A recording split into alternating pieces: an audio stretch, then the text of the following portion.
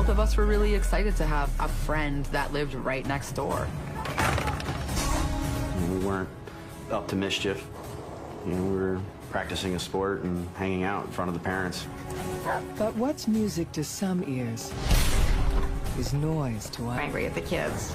Get off the driveway! Go on! It's not a crime as a child to play outside. One way or another, order will be restored. American story. My yard! Even if blood is spilled to achieve it. An argument that escalates to the use of death. If you've ever visited Washington, D.C., you probably passed through Leesburg, Virginia to get there. Back then, it was a very, very safe place to live. In our quaint little neighborhood, a lot of us have good jobs with the federal government. Relatively newly built homes on a quiet cul-de-sac. It was the American dream for a lot of people. About 15 years. Do you want me to pick anything up on the way home? After retiring as a non-commissioned officer from the U.S. military, Bob joined Homeland Security. Peace and relaxation when he comes home. They were very nice people, very quiet. They were very friendly. He kept an immaculate yard. On their front porch and talking to them when I was younger. I remember him and his wife being nice. I mean, they were just another neighbor that was in a good neighborhood. For Betty Comerford, there's just one small issue with life on this otherwise great street. The house next door. The house is to come and go. You constantly have people move in and out, and sometimes they're good people and sometimes they're not. One spring, So excited.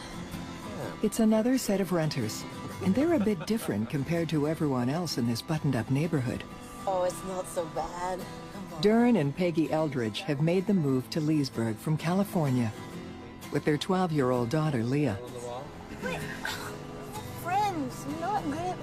So we moved out to Virginia, which I was very upset about. I did not want to move to Virginia. I didn't want to leave California. Beach kid, so moving to Virginia and, like, you know, shopping for winter coats and being in the snow, it wasn't the greatest thing to me. Who could imagine that settling in result in terrible violence? Get off my yards! There was never any trouble until you and that kid of yours moved into our... Come back here! Right for Leah's parents. What about these ones? No way! That's a myth. Despite Leah's disappointment, this trio is a tight little clan. A truck driver has really stepped up for both mother and daughter. Don't show me your car. My mom and my dad split when I was really young. 4 6s. Duran was my stepfather, years old. He was my dad, you know, he took care of me, he taught me everything. I don't know what to do. How to be tough, how to scuba dive, how to ski, how to ride an ATV. Father. We always found the funny in things. Betty takes to these newcomers immediately. Duran Eldridge and his wife Peggy and their daughter Leah were very nice neighbors. Duran's a very, very social guy. He would give the shirt off his back. He was so nice. If you needed anything, if you were in trouble, he would help you. It's a great neighborhood. Look at it. Yeah. Unfortunately, things start off on the wrong foot. This is going really well.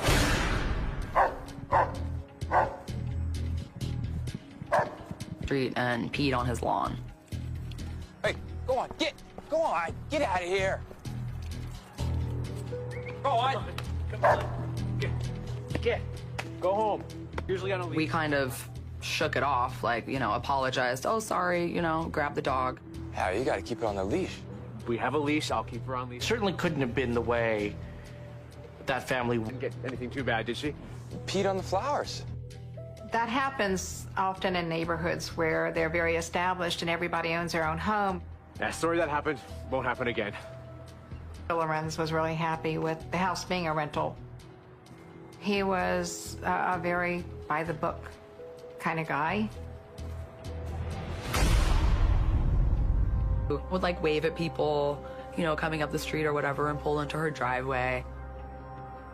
They just were never really friendly. They were the type like you would wave and they would have like, got the hint quick. And we just kept to ourselves.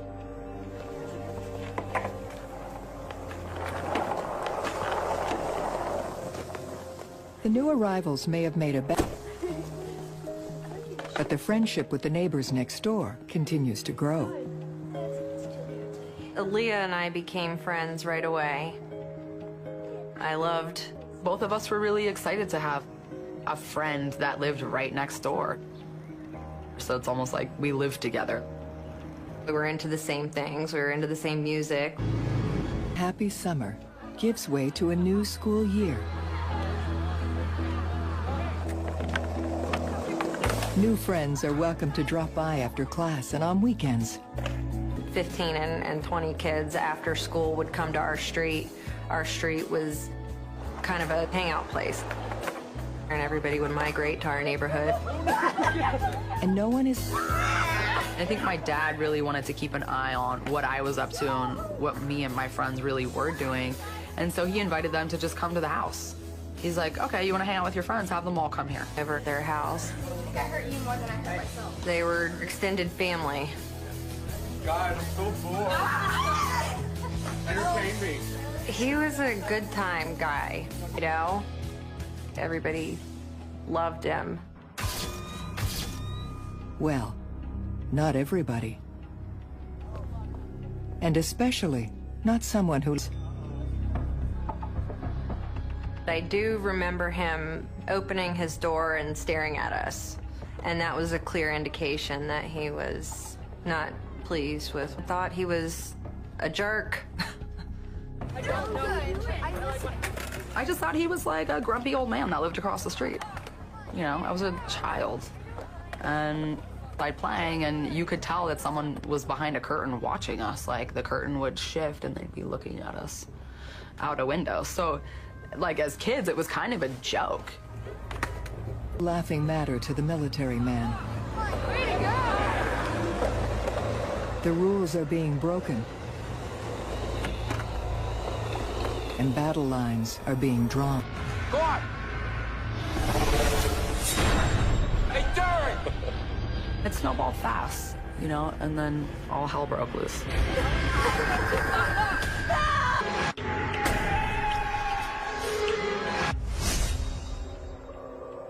Two neighbors. Two very different types of men. Is ex-military. Follows the rules. Expects everyone else to do the same. Where did you get these tulips? They're lovely. I know, aren't they fantastic? I love them. Place. I loved how their house looked. It always was very neat. Everything was tidy. That's the way a lot of his neighbors like it. Nothing ever happened out of the ordinary here. Okay. Start with this. This one is no. Duran Eldridge, a truck driver, is younger. This is why you shouldn't ever have boys over. Ever. No boys over. He, his wife Peggy and daughter Leah, recently made a big move here from California. You know, it's very open and it's very freed up, and, you know, we have pretty chill communities, and Virginia was very rednecky and right-wing. Like most of us, Bob Lorenz always does his duty making sure the neighborhood is as orderly as his front lawn. But now, across the street, things are getting out of hand. Where are we gonna go? We have no money. We have skateboards, you know, we're just little rugrat kidding out. I'll try my And Duran loves having everyone over. No,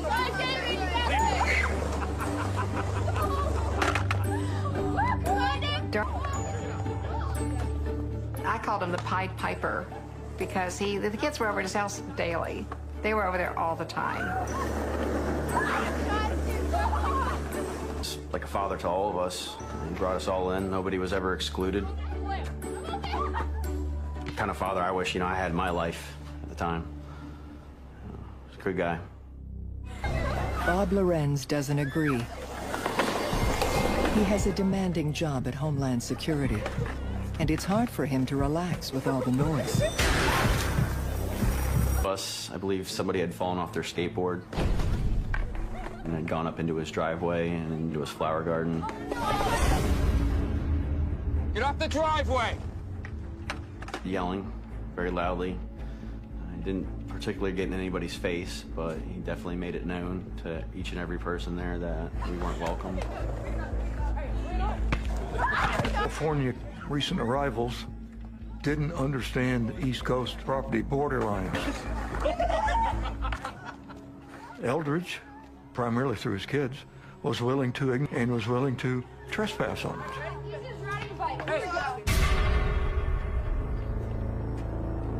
Even when there isn't a street party at the renter's house, other things happen that... Duran had not put the handbrake on, and so the car rolled out of the driveway.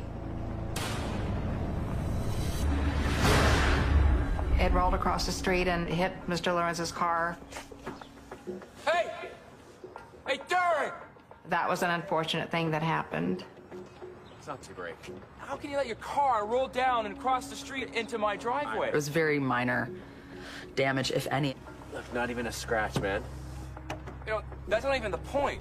You gotta show a little respect. Extremely livid for that, and I'm sure that gave him another oomph in his brain on why he hated us so very much. We good?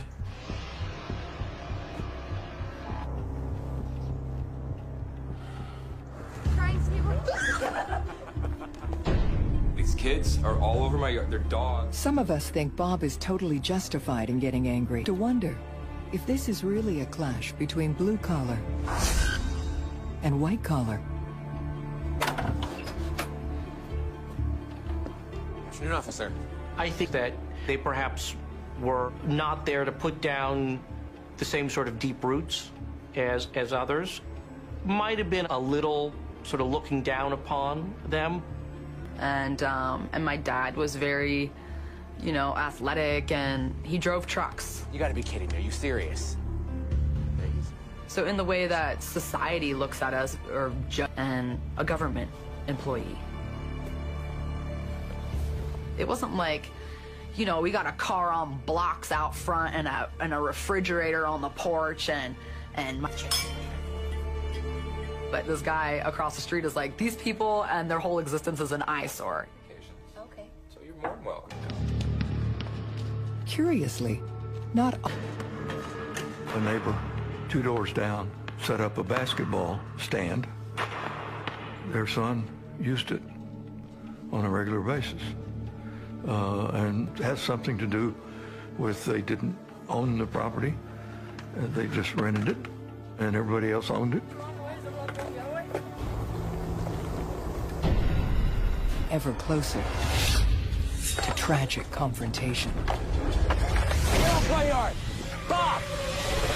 At that age, the world was still innocent. Would have gotten to where they did get. What is that? Dad, stop! No!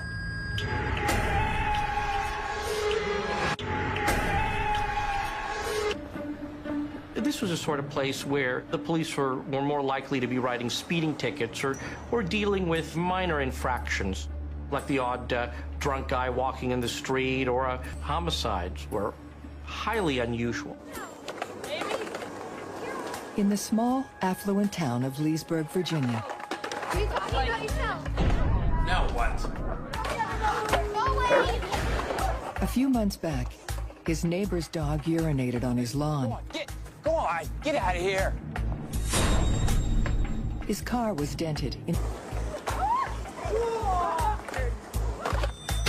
He liked living in a nice, quiet neighborhood with no kids, probably, of him. They seemed like a very happy couple and everything normal, but I guess he just had a part of him that was easily triggered. What are they doing? I'm sick and tired of this. On the other hand, Duran Aldridge couldn't be happier that his daughter.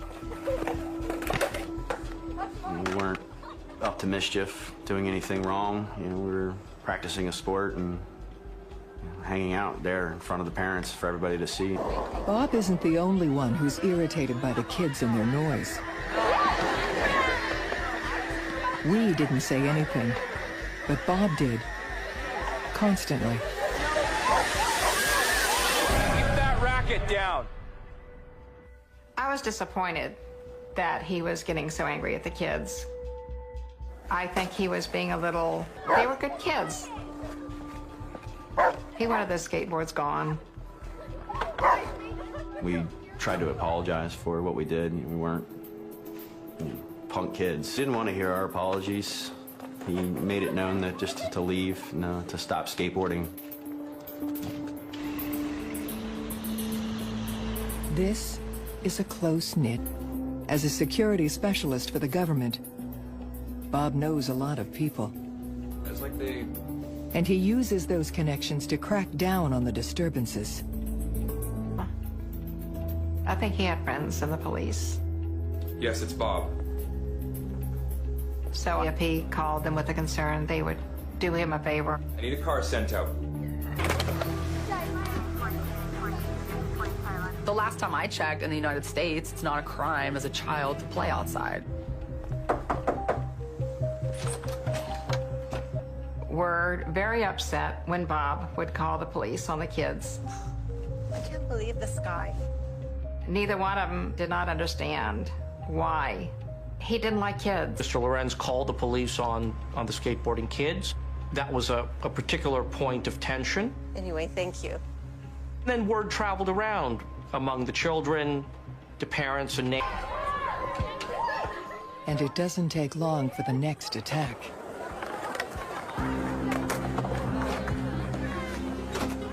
An anonymous letter is circulated through that the whole area is going to pieces. Thanks to all the young skateboarders. It's had something to do with drive-by shootings, and I didn't know of any drugs in the neighborhood, and we weren't having drive-by shootings, and it was just kind of a crazy letter. I am. We kind of guessed it would sound like something Bob would send. This is coming from the guy next door. I know it. It's because he could be a little dramatic about things. Neighborhood got it. I don't know why he would even write such a letter. That was just a very bizarre thing. Then, things escalate even when, early one morning in the neighborhood, chilling screams ring out from the Eldridge home. Dad, stop! No! Stop! Dad, stop! Stop! No! Authorities are summoned. Come on in. Can you talk to us? And I'm like, sure. They're like, are you being hit? Are you being abused? And I was like, I don't understand. And they're like, that's why we're here, that you're being beaten. It's a very serious accusation. But sound can be deceiving. Dog had gone to the bathroom on the floor. And so my dad had spanked the dog. Come here. Stop yelling at the dog! It's a bad dog. Stop! I'm yelling at my dad, don't spank the... Stop yelling at the dog! The dog is going outside. Come on. I would never touch my kids. I would never touch my wife. Okay, the dog pissed me off. And then they went and confirmed it with him. A week. A miscommunication, while they were there. A wife beater or a child beater? Having the police told that you've assaulted your daughter is crossing the line. And Duran is... Yeah, this is Bob Lorenz. He was really upset. My dad definitely was offended by that. He was on his child, saying that I'm being hit or that I'm in the living room crying and screaming, and it was a lot. If it was, or did he genuinely think he was helping a girl in distress?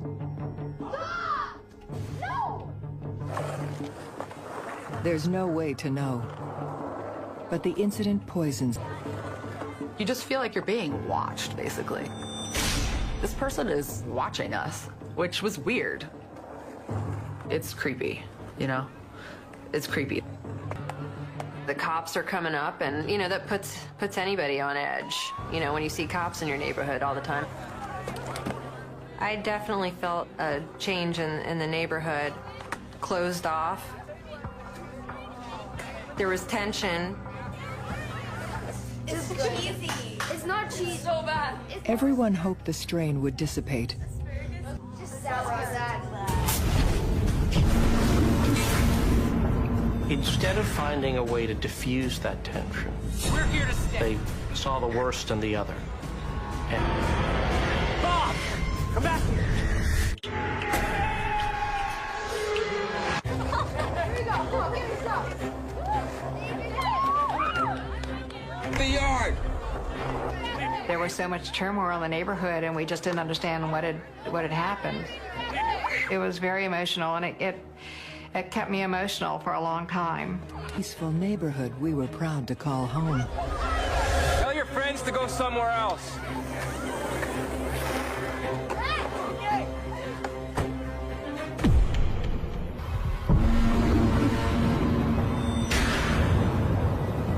One night, just within eyesight of Bob's lawn, someone writes an obscenity with fire. We never find out who did this. Some neighbors point the finger at Duran. My vandal. That sounded like something that kids in my age range, some 13-year-old, 14, 15, 16-year-old kid would have done. Not a grown man who has to get up and go to work tomorrow morning. But nothing is proved. Nothing is resolved. And just a few weeks later, this street battle.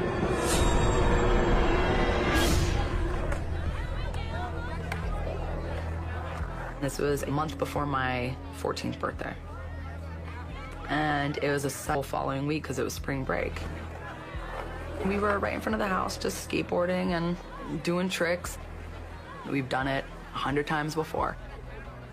We were just having fun. At 6 o'clock on a Sunday evening, Duran has been kicking back, drinking a few beers. Some would later say he was drunk. Others say, like so often, the former soldier is keeping watch over the enemy. I'm standing in the window and he was probably getting more and more upset, just, you know, building. David's skateboard flew into his yard. Because David was always like trying to do these like monster tricks and always just messing. Bob came out and started yelling at us again. How many times I gotta tell you kids to stay off my yard? He was like, you need to get your board off my lawn. You can't be out here. You know, he just went in, like verbally. The yard. Bob, got a problem? My dad could hear him because he was right there at the garage. And I think it reached that boiling point where it was like, If you got a problem with the kids, talk to me, okay? Don't yell at the kids. Come talk to me. We never had any of this problem until you, your wife, your kid, and your dog moved into our... if you're a grown man and you're an adult, come talk to me, who's a grown man and an adult, on yourself to parent other people's kids, or not even parent them, like literally berate them, verbally assault them. They'll stay off your yard. You know, we were fine up until your type. You're not sticking around. You're gonna be out of here in 3 months. They got into a verbal altercation. They're yelling at each other back and forth. They're flinging insults back and forth. You know, both of them are guilty of talking poorly to each other. They don't care. You don't care. That little kid of yours doesn't care. Listen, man, what? Both of them should have communicated better. You know, they both were angry. It held up, was never addressed. And so it just exploded into a full-on verbal altercation. My yard! Listen, man, They're having a good time, okay? Back here, we're gonna talk about this. What, you can yell at some kids, but you can't come talk to me? We're gonna get out here. Lorenz had gone back in his house now. Was still like talking out the door. I'm outside then. Okay, we got something to fix.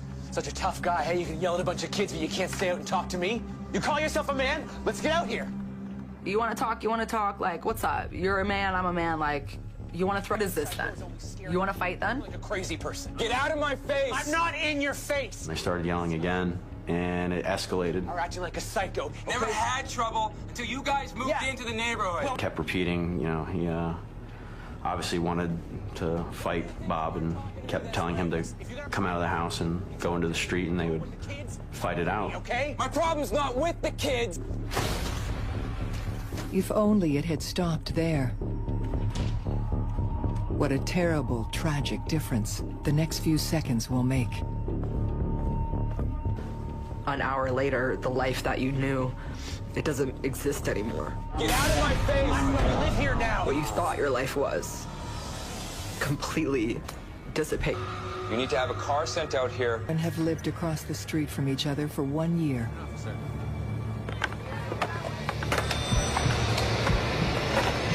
One year of escalating hostility. We're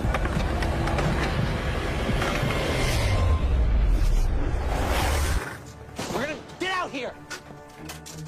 Couldn't believe that it was happening. Like, Durham was walking in front. I've never really seen anybody, you know, his yard up to the door. I was kind of amazed. You know, felt good they was sticking up for us. Okay? My problem's not with the kids, it's with you! Oh, come. Exchange. Bob Lorenz grabs a loaded .380 caliber semi-automatic pistol.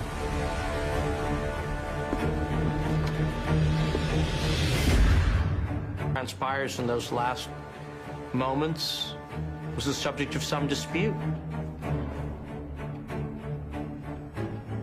Lorenz said that and opened the screen door.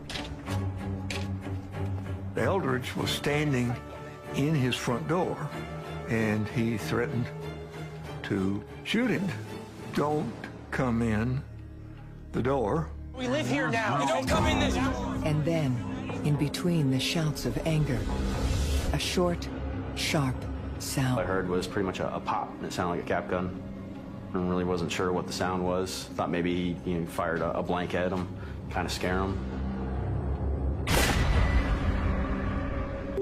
Just like that. And so then it's just hell, you know? Then it's just...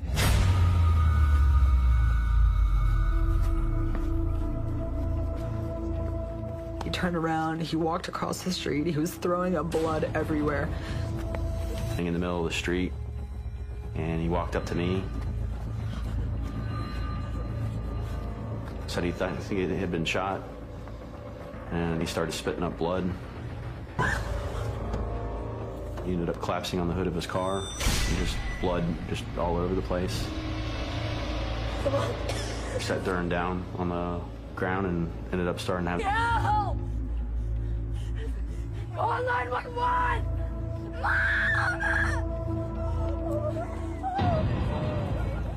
My mom comes running outside on a normal Sunday night. She comes running outside into hell. Help! Somebody help us! You know, he was literally drowning in his own blood. He was suffocating. I continued, you know, giving Durham breaths, and he actually still had a pulse all the way up until when the parents... I love you.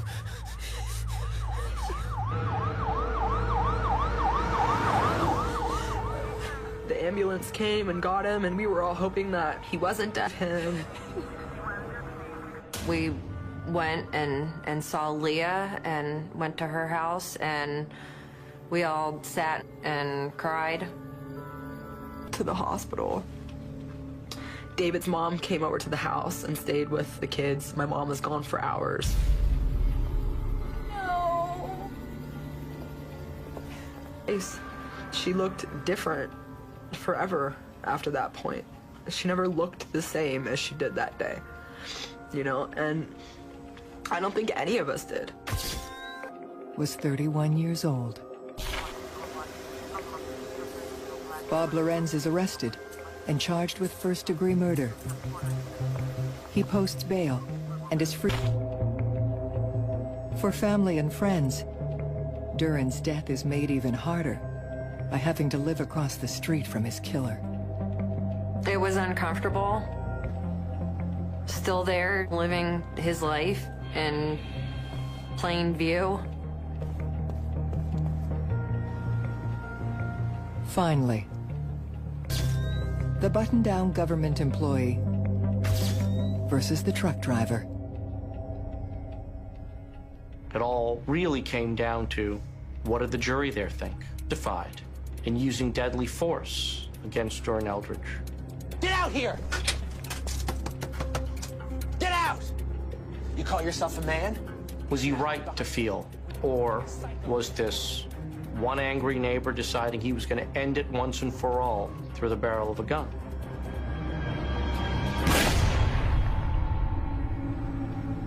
In what to them was clearly a cold-blooded homicide. But Bob Lorenz is found not guilty in self-defense. I was stunned. I had expected, if anything, Lorenz to have been convicted on a lesser charge. Didn't expect him to be fully acquitted. Get into the neighborhood. Well, we live here now. You don't come in this door. Fine. I teach. Bob Lorenz said, don't come in the house. And if that's what happened, and I couldn't prove it didn't. And therefore, he was acquitted. And it was a fair jury. It's a fair verdict, and that's the way it goes. Months after Duran's death, the family moves out of Leesburg. Bob Lorenz and his wife remain on the street for another 13 years. On the mailboxes every April 9th in remembrance. Bob Lorenz really got upset at that, and I don't know if he removed. 1 year after moving away, Leah returns to our street to see the house where her father was shot. I sat on the lawn, you know, or I just came to revisit where I had been living. And the police showed up. Just my presence alone, just being. I can't really comprehend the people who live within like so much fear and hatred. A big part of all of us died that day. So how's my family? Well, my family's kind of like part dead and part alive. All of us. It's inexplicable. How's my family?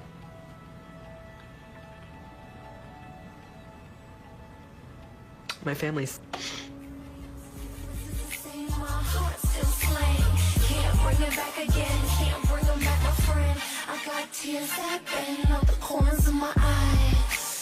Fear and music under the name of Princess Leah. Her songs speak of her pain and lingering anger. She considers them her therapy. I just want people to really understand that my dad was,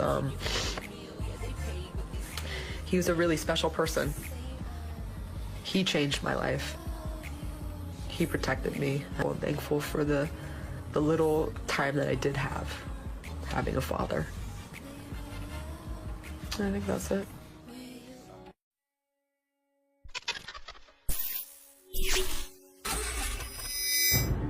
Alaska is a big place. Lots of room to let off steam. I'm very friendly, and my dad got along with everybody. My dad was a happy guy and just really good with all the neighbors. Even with all... As a personal threat to my child. Things can get too close for comfort. I remember wanting my dad to just let it go. I know what you're doing. Stay away! Stay away from... I can hear him screaming, just shoot me already. Put your hands in the air!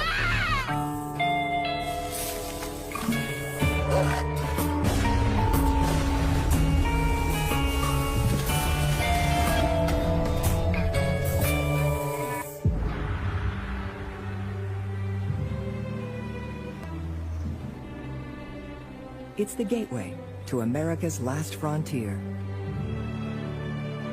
It was great because you could ride snow machines down the trails. It was just an ideal neighborhood. It wasn't like a high turnover rate, I guess you could say. When you grew up in there, you knew the same people your whole life. Is perfect for Fred Heilman. My dad moved to Alaska, and it was supposed to be a vacation, and he ended up never leaving.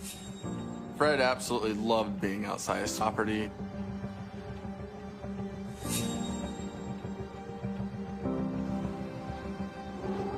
My dad worked on the tugboats as a cook deckhand. And he was no longer able to lift anything. His neighbor for the last 6 years, Michael Zager. You need a hand? I think Michael Zaggers had the definition of the Alaska spirit in him and showed it every day by being outward-going, loving life. Getting an early start to the weekend? Yeah, my dad was known as a happy guy and just really good with all the neighbors, really good with... Let's head out to Balsam Lake. Got some good walleye there earlier. Have a good one. Thanks. He played a big part of why it was such a nice place to grow up, because he would go out of his way to meet the neighbors and lend a helping hand. Michael is a busy contractor. After his wife's recent death, he has his hands full raising 2 rambunctious teens, Michael Zagers Jr. and younger brother, Anthony. He was those boys, and he would work as many hours as he could to make enough money to make the family happy.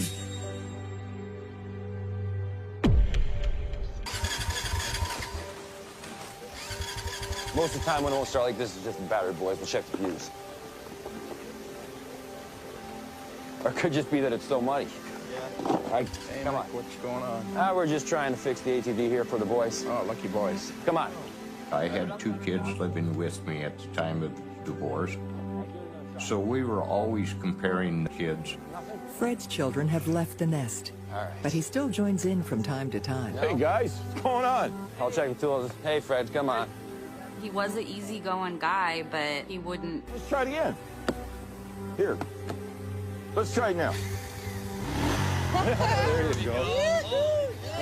What'd you do? It's a tight-knit little group. Good work, buddy. Hey, come on!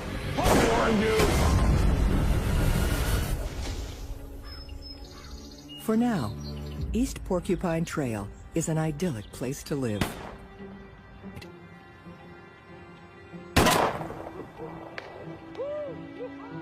See, all you gotta do is focus. Fred was a real gun enthusiast, and he loved to shoot. Always carried a pistol, which we thought nothing of in Alaska because 75% of the people in Alaska are armed. He had a pretty big ego, and he enjoyed competition a lot. Hubbard, I ain't kick your butt. He was just enjoyed rubbing it in if he did win. That's all right. The target practice is all in good fun. You'll get the next one. Well, let's go, Pop. Give me that. Until Michael decides to strut his stuff. I got... Every time, what'd I tell you? What did I tell you? I believe Fred Heilman took it a little different. Hey. There's a right way and there's a wrong way. Relax, Fred. Boys.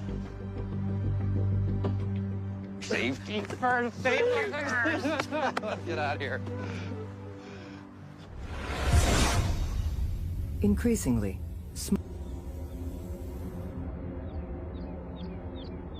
being the outward-going guy he was, Michael Zaggers would announce his arrival in the Nazarene Times. not everyone needs to be told Michael's home. Something else digs away at Fred. Michael's dog By the time in the villages of Alaska, Oh, come on, Shadow, you little bugger. where dogs are very common and dogs just run loose. Oh, relax, would you, Fred? The lawn looks great. Come on, Shadow. Let's go, come on. Come on, buddy. That's right, now. Come on, buddy. I believe for time to be around us and the neighborhood. And it kind of points out the old adage that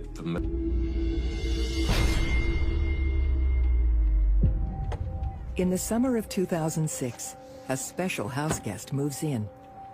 Hey, Dad. You made it. Of course we did. Come on. And she had moved in with her dad. She was going to stay there for about 4 or 5 months. Meet your grandson, Dom. Hey, Dom. Hey, can I hold you? My father was very happy that we were moving in with him to spend some time with him. He was ecstatic. Give Grandpa a smile. Come on, get it. Boone comes under assault.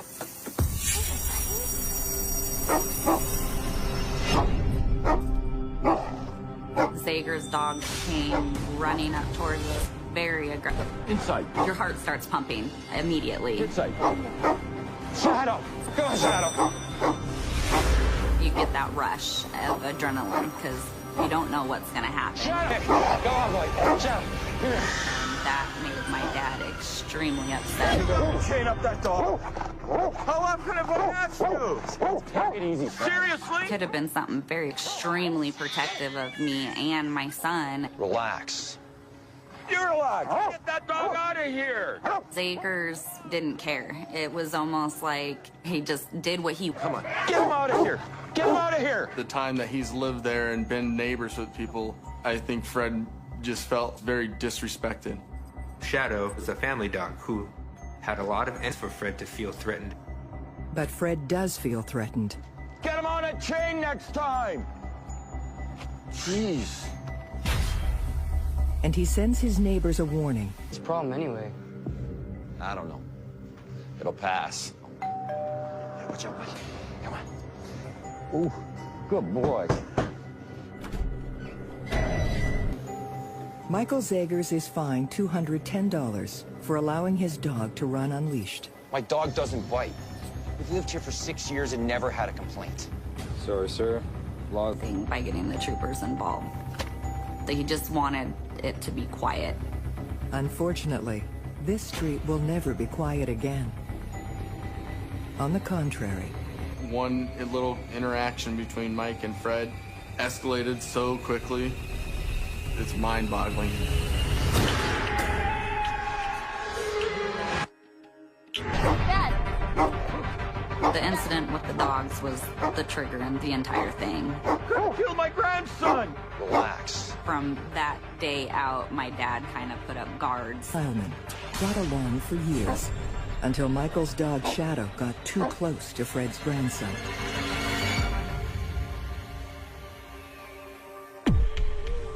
The summer, Fred's desire for peace and quiet has gone into overdrive.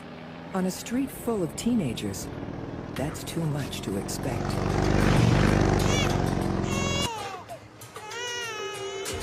I got this. Slow down! You killed somebody! You can't drive those on, Fred.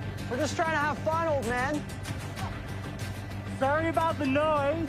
Fred didn't like that my friend was driving a four-wheeler in the neighborhood. Apparently that's, prohibited. Wheelers or dirt bikes or snowmobiles throughout the neighborhood.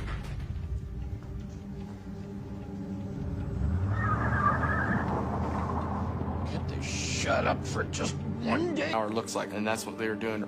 And they'd only do it in front of his house. Once they went past his house, they'd slow down.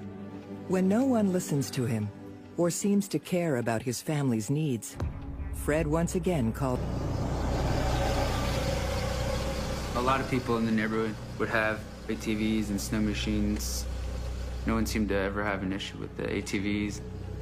It's just the matter of rules. Wanting to have fun versus following the rules. Two very different ways of life. And there is no middle ground.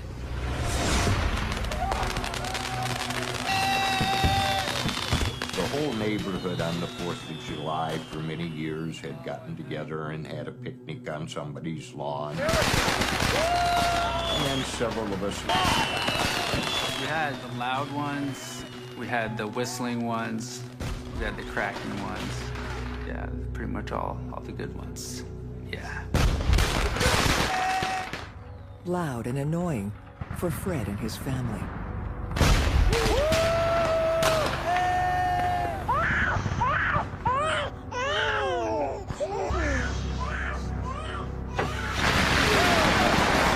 And I mean, it was at the fire hazard. What the hell are you doing now? If it lands on someone's roof, it could start. I got a baby inside. The six on. That's enough. Just take it easy. If you don't stop it, I will. Fred works. No, Fred. No. That just incensed Michael Saggers. Get out of here. The kids are having fun. Go home. Everybody, including myself, ignored him, and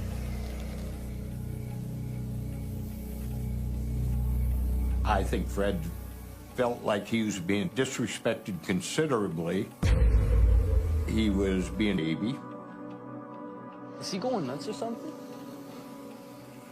Everyone back to the party. My dad was high. Got to the point where he did call the state troopers. You gotta be kidding me. The troopers finally did show up, and they asked us, "How is this going on? Could we please stop it? It's starting to irritate the neighborhood." Fred has shut the party down. And it looks like someone took black cats and put them in a baby stroller and set it off.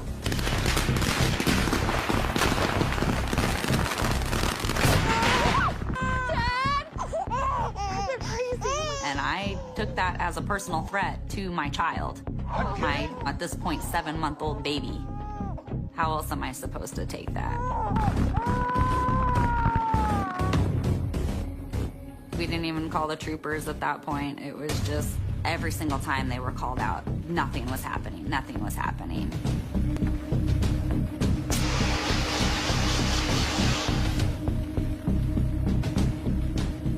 You guys are all sick! Sager, I thought you were a man! You're sick!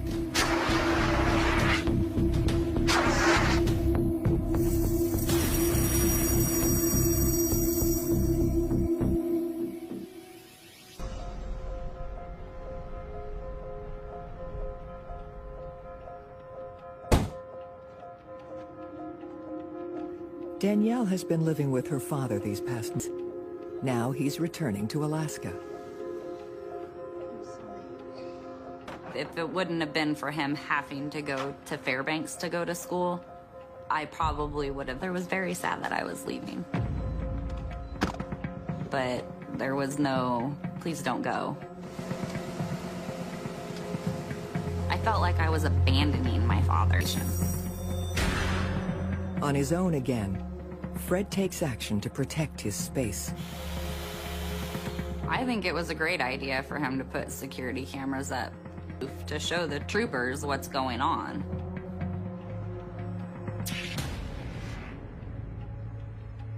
I don't know why he had security cameras. I mean, everyone seemed to, for them, and trust each other. I just saw a man who was paranoid. I don't know what he was paranoid of. Hey! You Porter, get out here! Come on! I don't want you looking at my kids! Shadow ran off the porch and towards the edge of the yard. Shadow ran across the yard. Hey, you Porter! Stay! Fred opened up with the shotgun. At that point, he knew he'd crossed the line. What is he doing with this? Putting up video cameras. Considered that this would get violent. Hey, you Porter! You Porter, get out here! His neighbor's dog has run wild one time too many, and Fred Heilman has had enough. I warned you! I told you to keep that dog off my property! What are you, crazy? My dad didn't intend on my yard.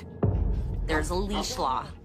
And once again, you're not following the rules and you're letting your dog run through somebody else's property.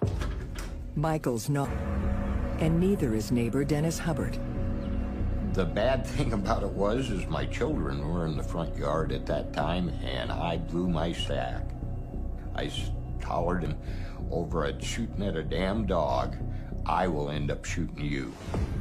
What began as misunderstandings has become war. Frequencies of honking the horn when he came into the neighborhood,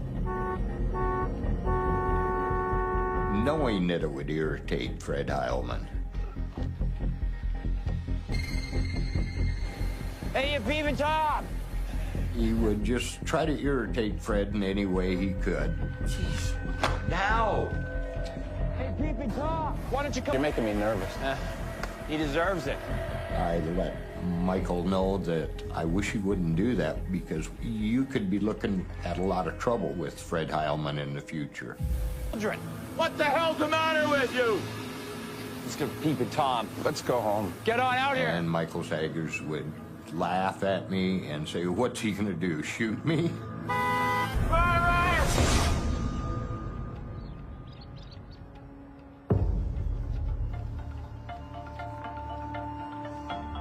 He had a pair of handcuffs on his collapsible metal baton, 2 shoulder holsters with a pistol under each arm.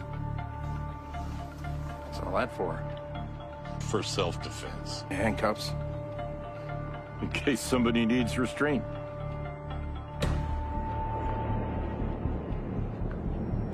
Kids, get in the house.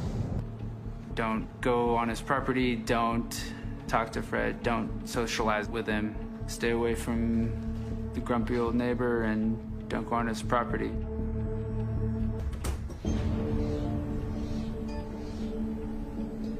Even this feud can't stop Christmas from coming, though there's not much peace and goodwill. Starving. We drove down from Fairbanks to spend Christmas Eve with my father, and it was a quiet night. We thought it would be a great first Christmas with Saying You Know, just boom, bright lights right through the windows. Michael Sagers had borrowed my snowblower. He backed up in my driveway to my garage door, the pickup running. Not tonight! Dad, what is this?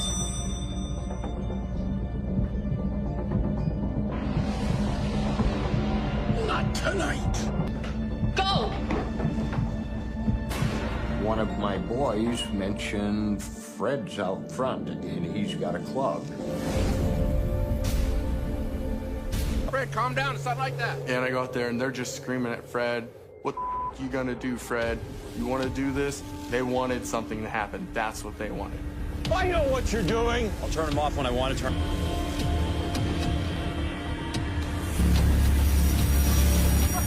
Why? You got a gun, you idiot! Get back! Michael Sagers liked to back down from anything. Why don't you take your hand off that gun and we'll settle this like men? Michael Sagers asking my father to fight like a man was showing that he was Fight! And expect that there's never gonna be a retaliation. It never happens that way. You want it? He's got a gun, you idiot! You're gonna get shot! It's Christmas Eve. Neighbors Michael Zando. Dad! Dad, come inside, please! your adrenaline starts going and you're kind of scared because you don't know if something's gonna happen. Fred, let it go. Let's go back in. Go spend Christmas with your grandson. We got the situation resolved. I got Fred to withdraw, and everybody went their separate ways. Said a single word, not even to me, but he finally followed Danielle and I back into the house. Everybody back inside.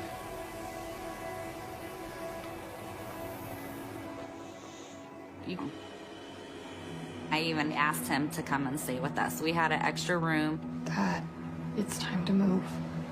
We have plenty of room. Come with us. Who's moving? It's them. That was his house. He worked for that house. He didn't want to leave. That's the thing about frontiermen. They don't back down. They stake their claim and do everything to defend it. Shadow ran off the porch and towards the edge of the yard. Easy, Fred. Put it down. Put it down. Shadow. I know my right. Fred Heilman claimed that he was aiming at the dog. Michael Zager's opinion was that Fred was aiming the gun directly at him and intending to threaten him. Fred and my dad, they both agreed that they didn't like each other. And I don't think that they were ever going to make bygones be bygones or have a truce or anything. In the summer of 2007, Michael Zager's world is turned upside down, for the better. Reinhilde Graham works at his bank and his two boys. They're a perfect match. I think Reinhilde was a very good influence on Michael Zager's more life. There was more to enjoy than having a neighborhood feud.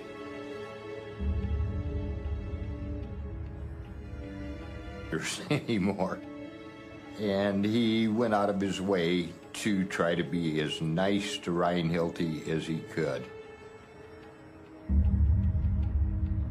It's not long before Reinhilde moves in with Michael and meets her new neighbor. Hi. Mr. Heilman, I know you from the bank. Can I share something with you? Okay. He's got a past. Fred let Reinhilde know that Michael Zagers had a checkered past and may have been convicted of crimes in the past. Just thought you should know, in case you're getting serious. I think Fred felt that was another way of getting even with Michael Zagers with Reinhilde.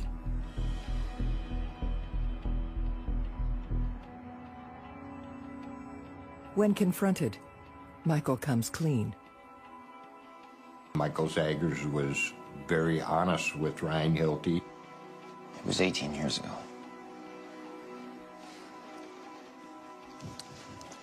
Let's make dinner.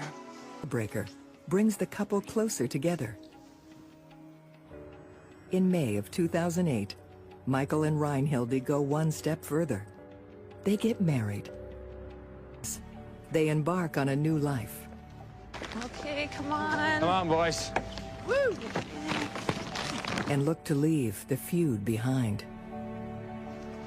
He was working on another house at that time.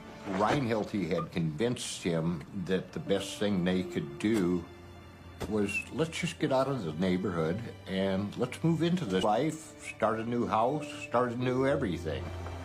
And Michael Zagers grasped that idea and ran with it. My dad to just let it go and just to move out of the house into the new house. Michael, let's go. Michael. I believe that would be the end of all the animosity and the end of the feud, and we could finally breathe a sigh of relief in the neighborhood.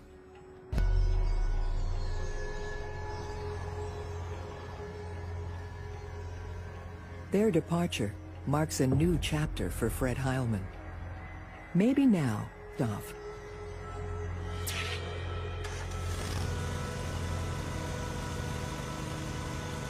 That's not going to happen. Came to the neighborhood and stopped at the mailbox to check the mail. Zagers had taken the long way to go right in front of Fred's. Keep in mind that Fred, whenever he was out in his yard, is armed.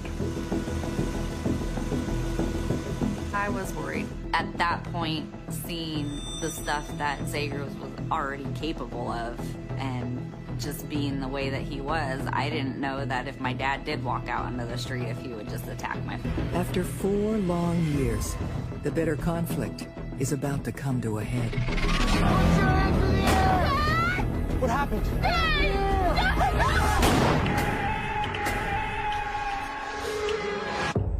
I wanted my dad to just kind of let things go. You're never going to get that warm, fuzzy feeling you get deep and down inside, thinking that you may have got it. Everyone in the neighborhood knows about the feud between these two men. If you don't stop it, I will! Get out of here! I'll turn him off when I want to turn him off. Don't kill my grandson! Easy, Fred. Oh. I warned you! No one really knows what triggers the final chapter. I believe that changed words at the mailbox. This is where I've heard two different versions, that Zegers was yelling at Fred. I was also told that he was driving his truck and then he kind of swerved it. In the feud, but did not miss an opportunity to insult or taunt Fred. I believe that Fred literally did feel his life was threatened at that exact moment. I don't Fred Heilman to draw his weapon.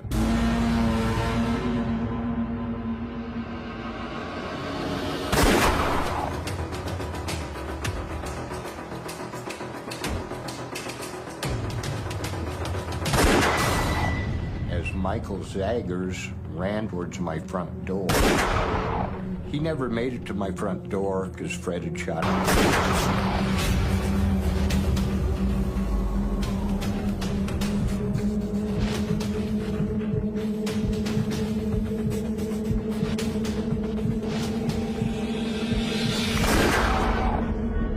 Hit 6 times. Michael Zegers dies just yards from his old driveway. Started it, went and parked it in the garage.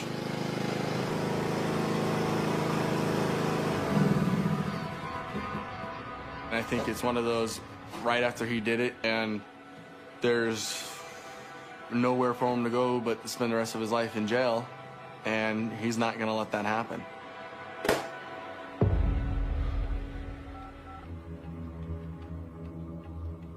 I was driving home and my dad called me. Hello? I did it. You did what? The first thing that he said. And I was like, you did what and you shot who? And he said, I killed Michael Zegers. I couldn't take any more. Dad. And then I called the troopers and let them know that he had called me and what had happened. I think my dad just... Crying, screaming in the house, and I'm like, I'm trying to figure what's going on. And she's like, she shot him. And I didn't have to ask who or what. I already knew. As soon as she goes, he shot him, I was like, okay. In the car, and we drove 350 miles. They gave us permission to speed there as fast as we could. Michael Zegers' 2 sons, Anthony and Michael Jr., were not... A call from a neighborhood girl saying that there may have been a shooting. And my brother, he kind of just brushed it off. And then finally, suddenly we get a phone call from our neighbor, Dennis, who then told us to... The neighborhood was blocked off with cop cars. What happened? Guys, you'll have to stand behind the line. Everyone all right? Guys, I said behind the line. I knew it couldn't be good, so I was in a panic. Then, Michael Jr. and Anthony get the news they've been dreading. Cops came and they finally told us the confirmation that my dad was just, everyone became emotional and everyone was just crushed. Everyone was devastated. Where is he? Dad! It's okay. It's okay. And he was pretty much barricaded in there. He was in the house. They could see him through the windows and see him walking around.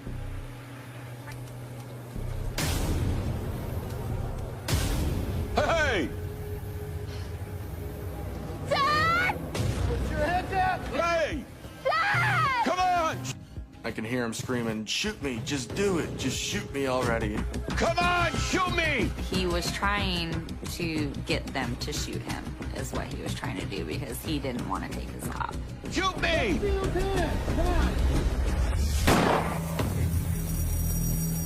Fred was not a violent, mean person. He never wanted to hurt anybody. The cops aren't going to shoot him because he's not going to point his gun at the cops.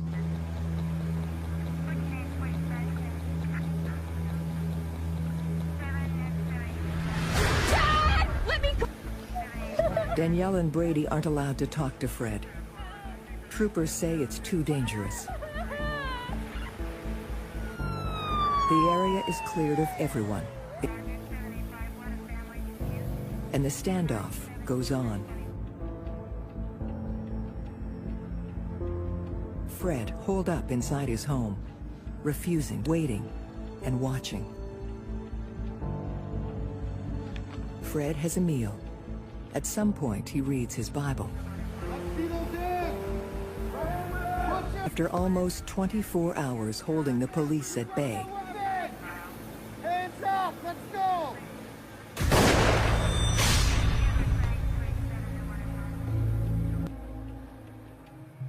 I was horrified. I mean, it's very overwhelming. We went to the hospital, and they had put him in an ambulance to try to revive him, and then they came out and let us know that he didn't. I was crushed that I had lost my dad. When Fred took his own life, I didn't really feel anything. I wasn't happy. I didn't feel justice. Just died. And I felt just horrific for the families on either side. And that was the first thing Danielle and I were thinking. It's like, it's no longer about, now it's about everybody else left behind. There was a noticeable difference in the neighborhood on how quiet it got. It took days to each other and broach the subject of what went on. It was like the whole neighborhood was in mourning. It was definitely tough for the next few months following. Just can remember the good memories I have with him. Fred's house is eventually sold.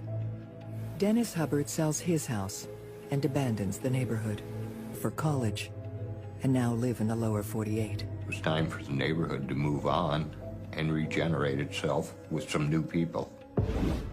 It's tragedy on both sides. This should end, it wasn't. And because of it, both sides lost their father. I think that it could have been avoided by just kind of taking a deep breath and it's just one of those things that just never should have happened.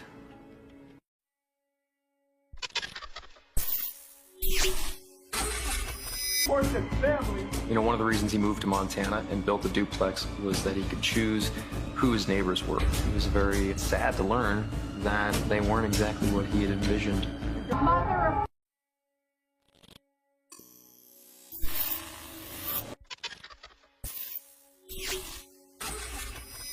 Lived here. You're the welcoming committee? It's great to have friends living so close. You see one, you see someone crosses the line. Go home to your wife! There's no going back. I knew what he was capable of. She was scared. She was worried. This is the next door neighbor. He had the look of an insane person. It was a Cold War. At some point, one or the other was gonna take the other one down.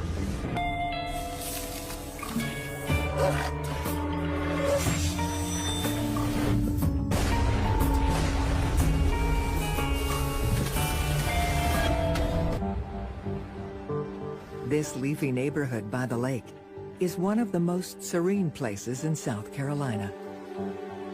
The life in Waterloo, it was nice, it was quiet, every neighborhood. Dot Border has resided here with the love of her life for many years. Hey! What you doing? Check her out. I met Harold Price in 1980. That's awesome. It's pretty sweet, right? Yeah. He was the nicest guy I have ever met. He was 17 years old, I was 16. Dot is a nurse, and Harold, a corrections officer. They love being on the lake. We lived on 10 acres. We'd go fishing together, go boating. The neighborhood is home to who lives next door with his wife. Hey, Harold! He was from the mountains, so he was a mountain man. Used to work in the coal mines. So he was kind of rugged and could have a mouth on him sometimes. I think it's a little early for that, Sam. They got along fine. So, you gotta do some catching up. It's probably just gonna be you and your wife tonight. Hey, you watch it. It's a great place to put down roots. And that's just what Harold's newest neighbor is looking to do. Harold's good buddy from work, Buck Carson. Harold had went to school to become a correctional officer, and he met Buck Carson. They became friends. I'll introduce you. Okay.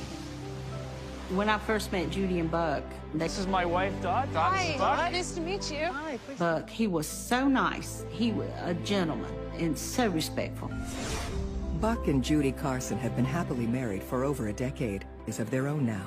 Buck and I, we were friends, and we came to love each other. We had kind of the same values. Our intention was wanted to be close to the water. It was quiet, it was peaceful. Too bad. The peace won't last. I'm gonna kill you. Now that they are living side by side, the friendship between Buck and Harold grows stronger. Come on, Hal, we're gonna be late.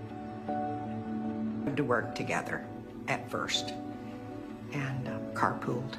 I brought coffee. All right. Buck and Harold got along really good. And every time you seen one, you seen the other. Man, oh man, would you look at that? Very nice. Sam's one lucky bastard to have that every night. Harold was just very derogative. He would and just things he would call jokes that weren't really joking at all. I'd hit that. Wouldn't you hit that? Come on, what do you think? Yeah, you're pretty lucky too. Yeah, thanks. My grandpa, Buck, did love women and he respected women. As far as Buck's concerned, the best thing to do is just let Harold be himself. Besides, he's so helpful. Hey, let me help you with these. There you go. There, yeah, thanks. Maybe a little too helpful. He was frequently without a shirt, which I don't have a problem with that. If I were, but I doubt that I would go visiting anyone without a shirt. Is there anything else I can do for you? It was obvious. Thanks. Buck will be home any minute.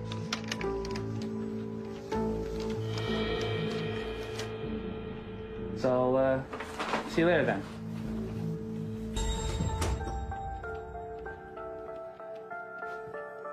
Where were you? I was just helping Judy with some things. Oh. Is a wonderful person. But she's not stupid either. So, yeah, she probably knew exactly what she had there. He never. Size, shape, age, nothing ever mattered. Not only that, he's persistent. I was never flattered by it, but it didn't stop it.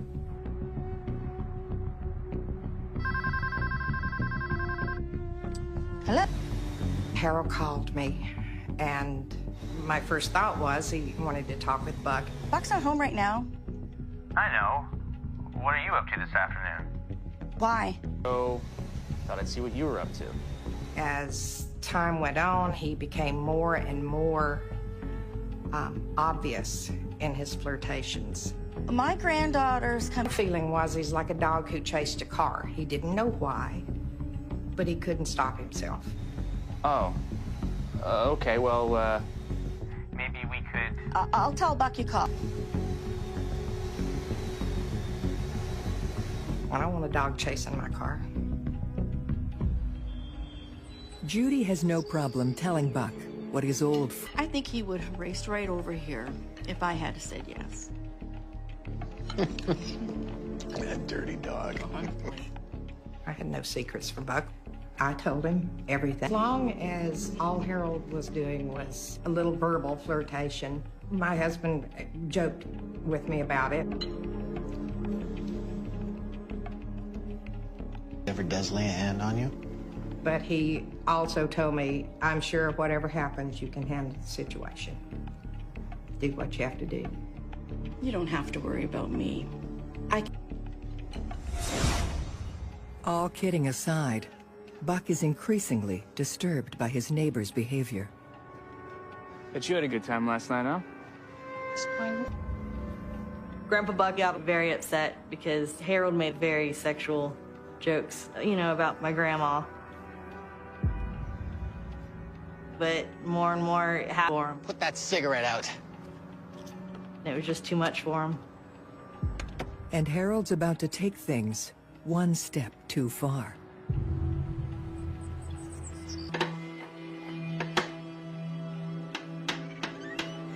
Bob? No, it's Harold. I'm just dropping some stuff off for Buck. To put his arms around me.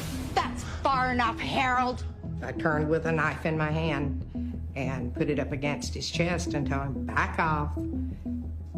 Just leave. Oh, hey. He was capable of. It's okay.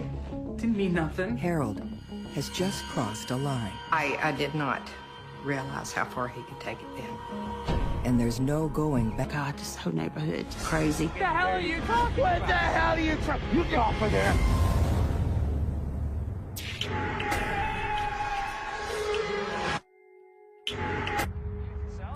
This is my wife, Dot. They were pretty good friends for a while. Until just little things started happening. Bet you had a good time. Harold Price has gone too far with his neighbor, Judy Carson. Just dropping some stuff off for Buck. Really? Take it easy. It's not just harmless. He came in here, knew you weren't here. Came in shirtless again. And he put his arm around me. And I told my husband about that, and he said, stab the son of a... Use the knife. Oh, I would have, believe you me. Buck was offended by it.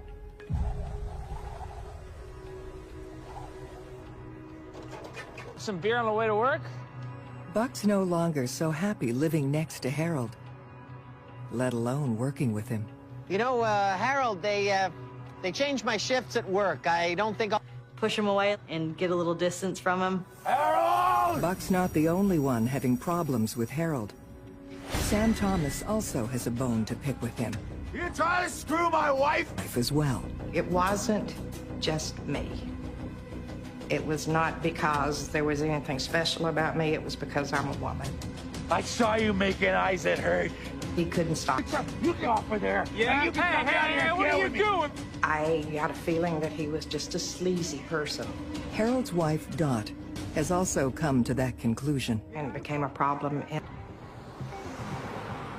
things came to a point that she could no longer deal with it.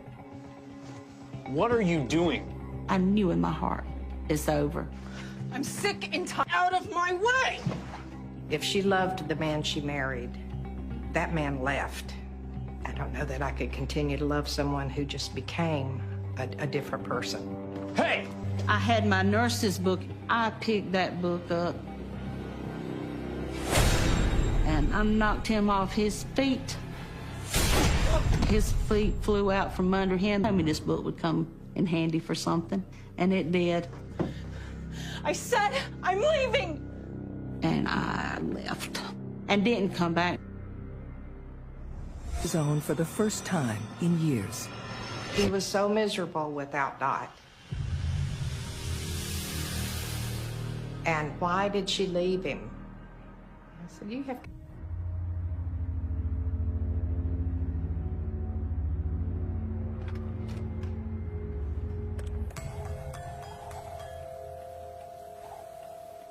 He has a lot of free time, and he knows just how to spend it.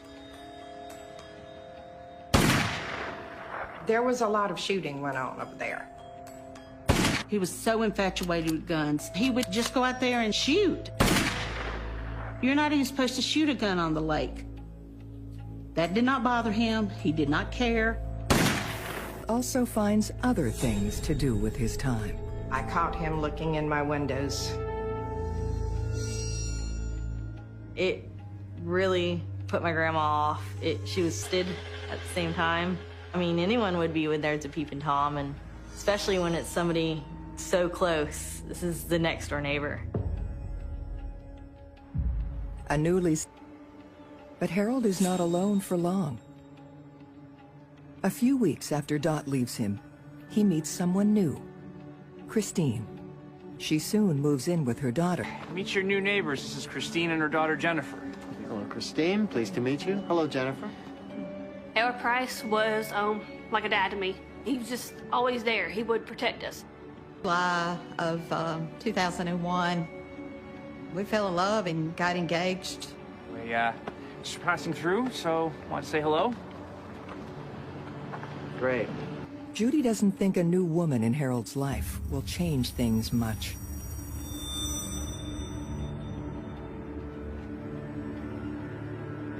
I have no idea if she knew. Grab her by the shoulders and just shake her like that until I can knock some sense into her and say, what the hell do you think you're doing?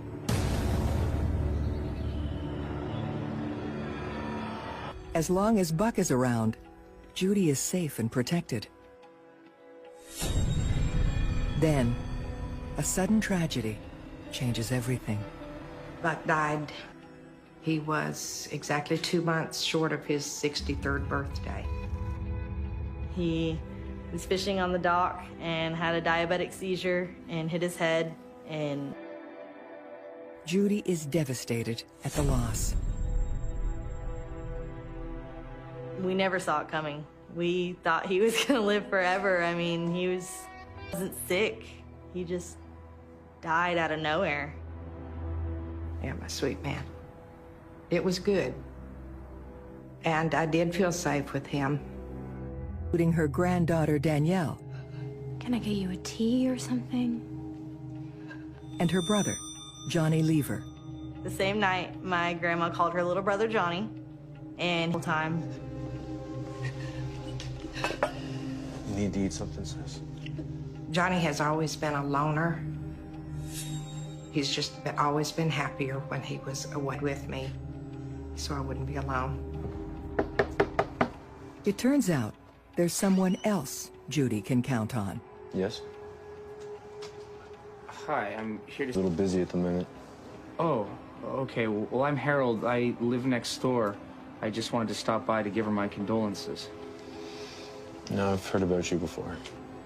Oh. Relationship is already off to a bad start. The day after Buck died, we met Johnny. I was always leery of him. Harold, this is my brother Johnny. Hi. Nice to meet you. Harold and Christine got over to the house. Judy. Harold started just like crying when he heard that Buck had passed. Judy, He couldn't believe it had happened. Anything that you need, I'm here for you. Harold is immediately true to his word. Harold, you're working too hard. Judy out any way he could now that Buck wasn't there. Oh, wow. There you go. Thank you. No, thank you. I do think Judy appreciates. You can count on me for anything. But Harold's moves are something Judy definitely doesn't appreciate. When Buck died, it was like open season.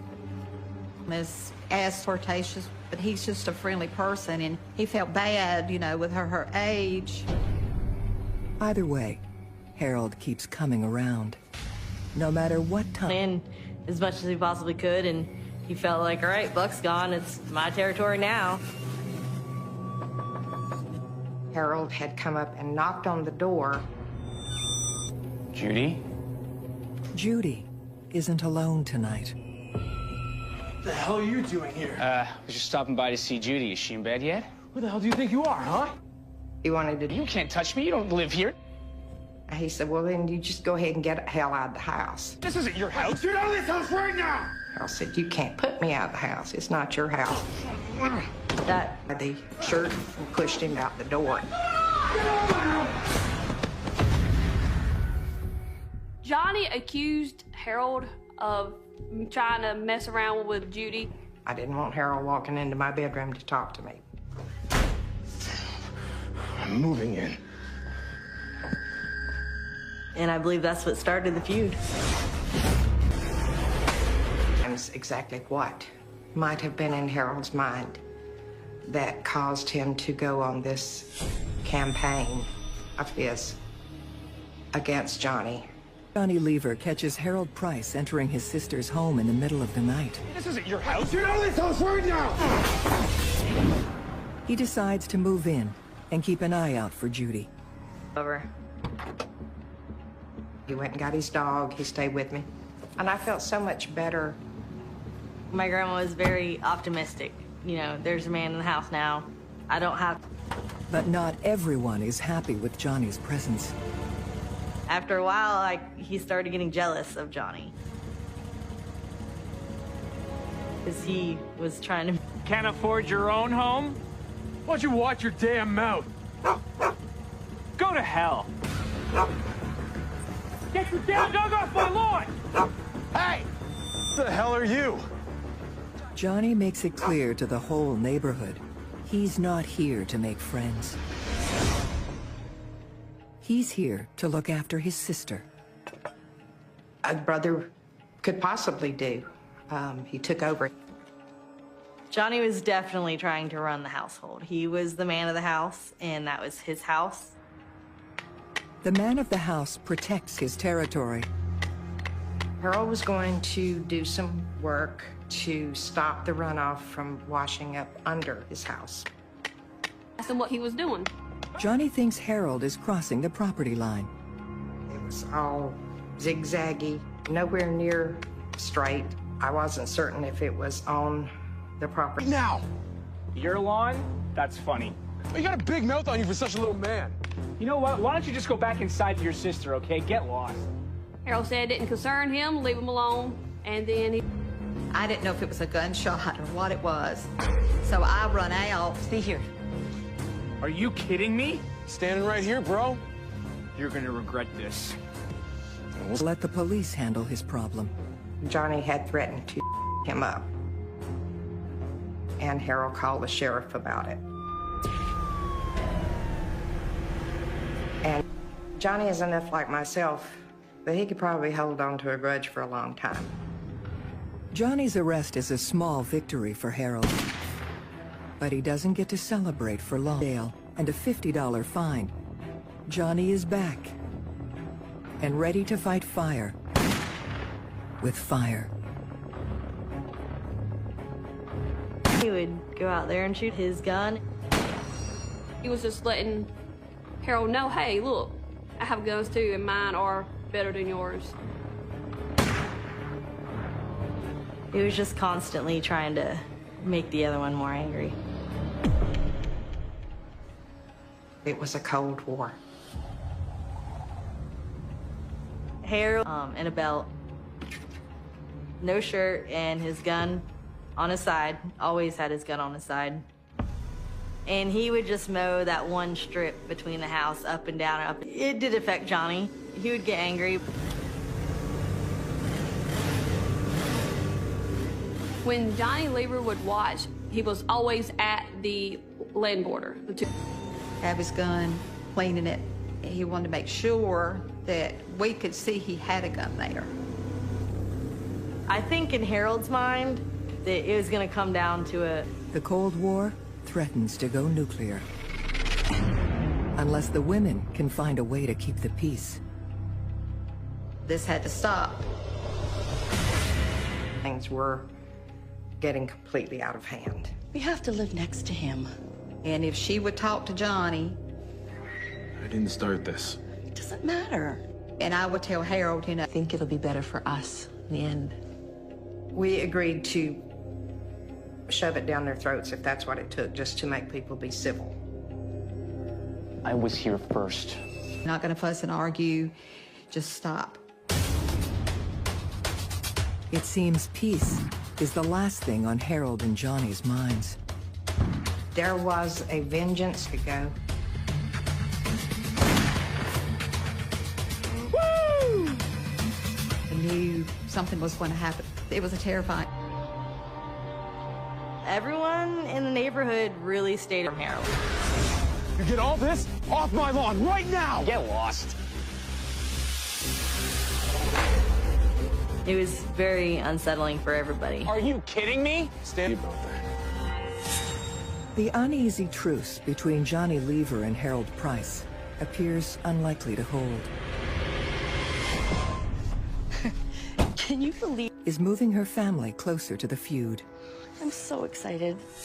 Unaware of the danger that's looming. I knew that my grandma was having problems with Harold and that Johnny wasn't taking it very easily. What are you looking at?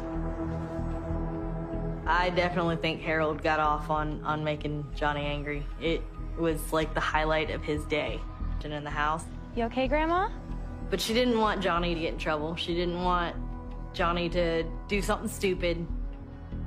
The neighborhood is a tinderbox. It won't take, and the spark comes from a surprising source. He's doing it again. Johnny's dog had a squirrel treed, and he was barking at it. Johnny was... You want to shut your dog up? Sam Thomas is on a bender, and the warpath. Go home, Sam. Sam started behaving strangely. Oh, you like cameras, huh? His pants, took his penis out, was shaking it at Johnny. Yeah, you like that? And then dropped his pants and turned backward and was jiggling his butt cheeks at him. Hey, why don't you get a close-up on this, huh? Grow up, Sam. And apparently, from what I've heard, he was also doing a combination of drugs. Leave him alone, Sam. And Sam started calling the dog. Voice. So cute. I got a little something for you. He was just trying to make that happy voice, but he had it in his heart to kill him. Judy, go inside. Call the cops. And I just felt my heart drop. Better hurry. And my thought was that he's killed Johnny. I couldn't see Johnny. I could see out a window, but I couldn't see where he was standing. Dog! It's Sam who's in trouble now.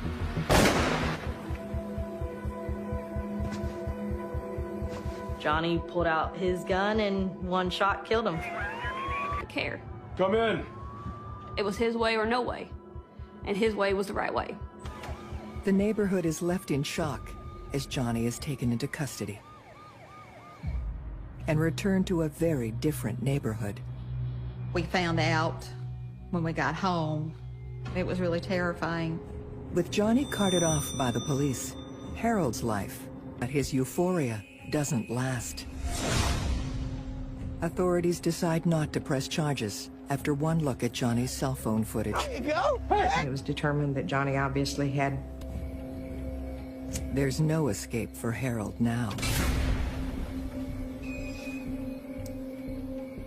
Harold, he was out on his back deck that was in Judy's house. And as soon as he gets out, here comes a very, very bright spotlight. It's turned on, and Harold is illuminated. It was, he may have a gun and I can't see it. I might be gonna die.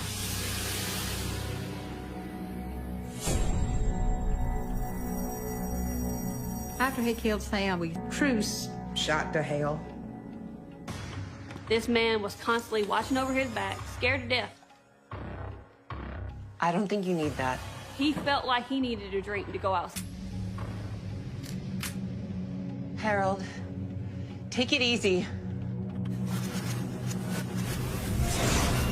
Woo! The combination of Harold got worse. If you have reason to think that a person might shoot you, you don't get more of... I'm telling you, Harold was poking the bear on purpose. April 8th was pretty much the last day of my life. I have never been in a war zone. You never know in the morning when you wake up if you're going to be alive at the end of the day. But when I woke up that day, I knew a sour feeling in my stomach. Just knew that something wasn't right. So I had a feeling that something was going to happen that day. On fire from over there. I did think, okay, Harold's shooting again. I just tried to ignore it. Anytime Johnny got upset, he would make it known that he was upset. Harold was back on the lawnmower and started going again. Johnny was getting the boat ready to go fishing or something like that. I think in Johnny's mind, he always knew he was going to kill Harold. I think in Harold's mind, he always knew he was going to kill Johnny. It was both ways, and some people might... Come on, let's do this! At some point, one or the other was going to take the other one down. I'm gonna kill you.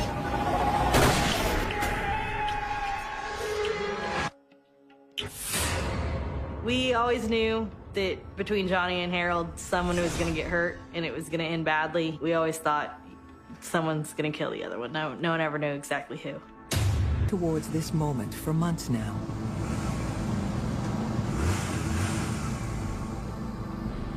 I'm gonna kill you, you son of a bitch. Across this cut short. I hear bang, bang, bang. And I'm like, oh God. I see him laying down. It was dead silent at that hour, nothing. I'm terrified the whole time. I'm scared. He had a mental breakdown and just snapped. I was trying to call my grandma and I couldn't get through. I called, freaking out, thinking that, you know, my grandma could be dead right now. Lawrence County 911, what is the address of your emergency? Once again, police are called to the Carson house. Come out with your hands up! And once again, it's Johnny who surrenders to them. Like he was happy he did it. Just no feelings whatsoever. It's like a monster. I mean, what type of person show no type of feelings? Nobody. In custody, Johnny makes a full confession. Mr. Lever was very cooperative and gives a very, very long taped interview. They sat him down. It was very amiable. No promises, no nothing. Come on, let's go get this thing over with. And Johnny started talking. Harold was coming up on his lawnmower.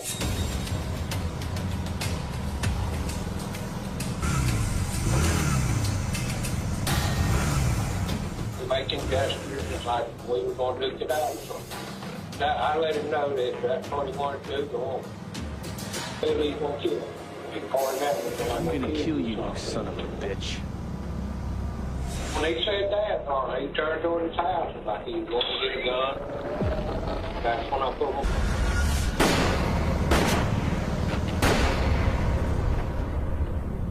Johnny fired 3 shots and hit Harold and severed his leg. I had it in my mind to shoot him in the damn head.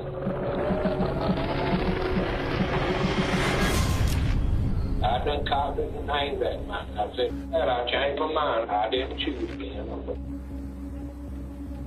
Johnny said I was going to shoot him in the head, but then I thought he wasn't worth another bullet. He came in the house and called 911. He called. I didn't. I just shot my neighbor. It was like a nightmare. I was numb at that point. Oh, ma'am, you better get in a hurry. It was like my world ended when I put him in that car.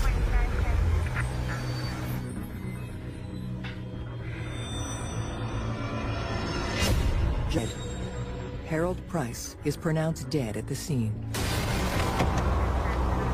I saw a police car with the lights on. And I knew something had, is this it? And then I looked and I saw his body laying beside the lawnmower. And my first thing that he finally done it. He killed him. She was on her knees, hysterical. I mean, completely just out of it. Sorrow was in her voice and how brokenhearted she was. Mom, are you okay? Mom! Mom, are you okay? I started having chest pains, and paramedics told me I needed to go to the hospital. Was rushed away. Johnny claims he acted in self-defense. Want to get a gun? That's what I figured out. Mr. Lever said that Harold made some... I'm gonna kill you, you son of a bitch.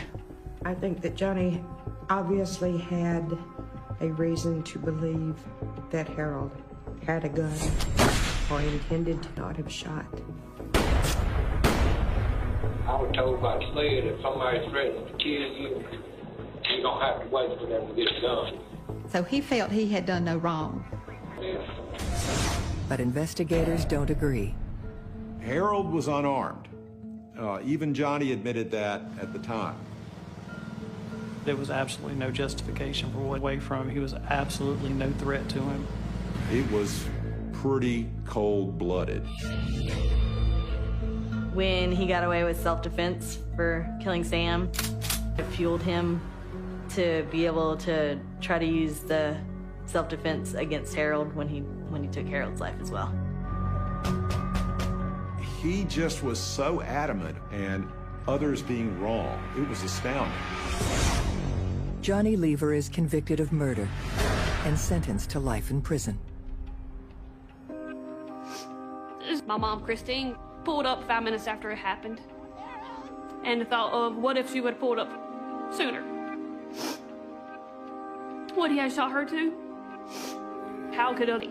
It's not right. He didn't deserve it. Christine and her daughter leave the neighborhood. It was terrifying living there after this happened. I couldn't stand it. It was just too much, so I had to get out. Judy still calls Waterloo home, but it's not the same. Of it, she's just upset that he's gone, that Johnny's gone. It was like a nightmare. It's like, okay, I'm going to wake up. But I didn't. Outback, a good neighbor can be your best friend. Good on you, mate! Always had a big smile on his face, always cracking a joke. Yeah, he was a good Aussie bloke. But when bad blood rains, it pours. I told you to deal with this! Saying, how about you hurry the up and get this drainage done? But if we did things your way, we'd cause a freaking flood! I cannot believe that such a trivial thing came to such a head so quickly. How could you do this? Deal with this! Full stop! Dad had reached his threshold. It's on! Come on! Oh. He was just standing there holding a knife. Come on! Then it just went silent. Just you. I know what you did. Stay out of my neighborhood! Stay away from my wife! On the ground now!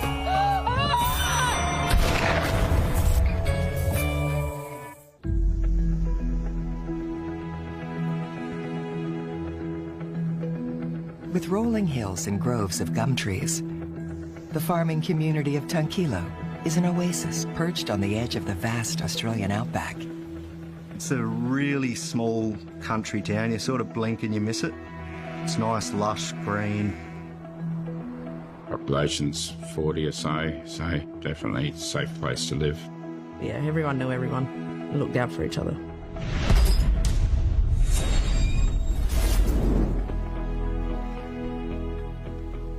Enjoying the country life is Kevin Scahill, who has moved into the area after separating from his wife. He just liked the small country community town, and the farm he just started working on was in Tunkillo as well.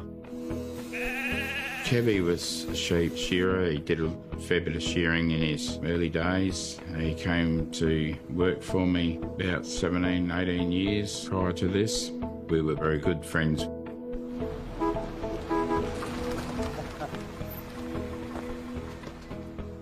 Marley, so good to see you, love. And when he's not working, Kevin loves doting on his kids, Nick and Marley, as well as his grandchildren. Wow, you've outdone yourself, Dad. Think my grandbaby will like it? It's perfect. He loved being a grandpa. It's the first time I seen my dad cry was when I brought my daughter home from the hospital. Yeah, put it in the car for you. Sounds good. He was a great dad. He took a lot of interest in Nick and Marley. I know he often caught up with both of them and went over for tea and read books to the grandchildren. He loved working, loved his friends and family, loved a few beers after work. Yeah, he was a good Aussie bloke. You're doing good, Dad. Yeah, I'm doing great, Molly. I can see. I'm happy for you, Dad. Yeah. Oh, Love you. love you, darling. Love you. For the doting father and grandfather, life is paradise. He was loving life. He was going very well. He was happy.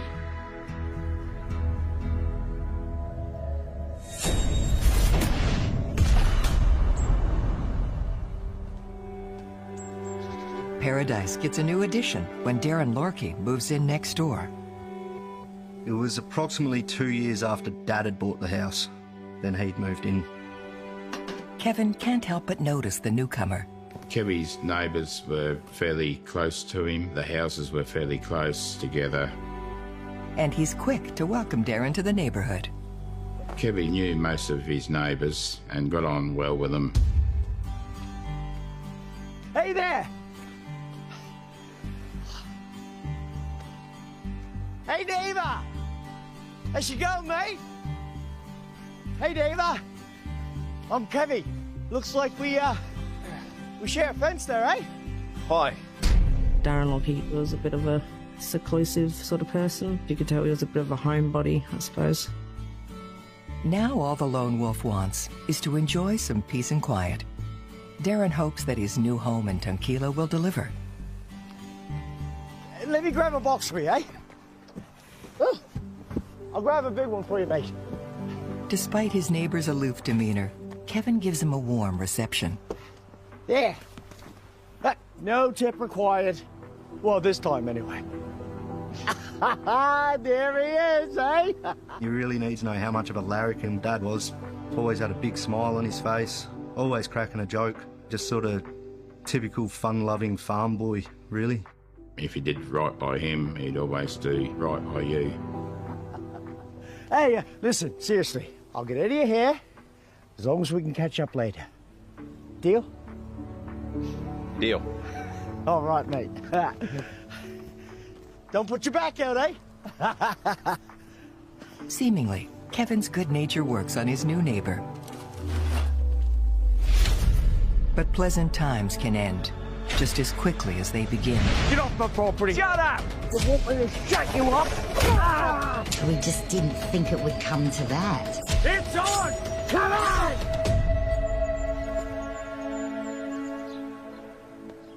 For now, the outgoing Kevin continues to focus on his friends, present and past.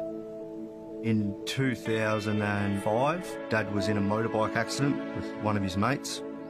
His best mate, Dory, died at the scene. Dad had broken his hip. He had to get a hip transplant. He was on crutches for a long time after that. Yeah, it was scary. I'd like to make a toast. Here's to Dory. A great friend. And an even better bowler. Aye, he was a great bloke. Best ever. I'll never forget you, mate. And I sure am thankful to have all of you. And we're happy to have you. To Kevin, friendship is everything. And in Darren Lorkie, he hopes to find another. Oi! Oh, he looks like a nice guy. Yeah, we're gonna be best mates. Shortly after Darren moves in, Kevin pops over for a visit.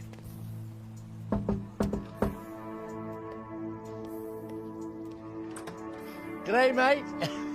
Now it's time we get to know each other, eh? You're speaking my language. Now, bevies taste better over a few golf balls. Care to join? Not only does he hope to befriend his new neighbor, Kevin even welcomes him onto his property. Looks like I moved to the right place. All right. Dad had invited him over for the chat. At first, the day passes without a hitch.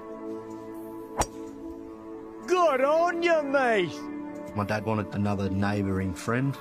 First glances, yeah, it all looked like sort of picture perfect. Another bevy, Kevy. But the good times are short-lived when Kevin takes the opportunity to bring up a property issue. Actually, there's something I've been meaning to discuss. My understanding was the original discussion was just about a fence. Just a common rule fence, like just plain wire fence. Would you look at this thing, eh? It's a piece of crap.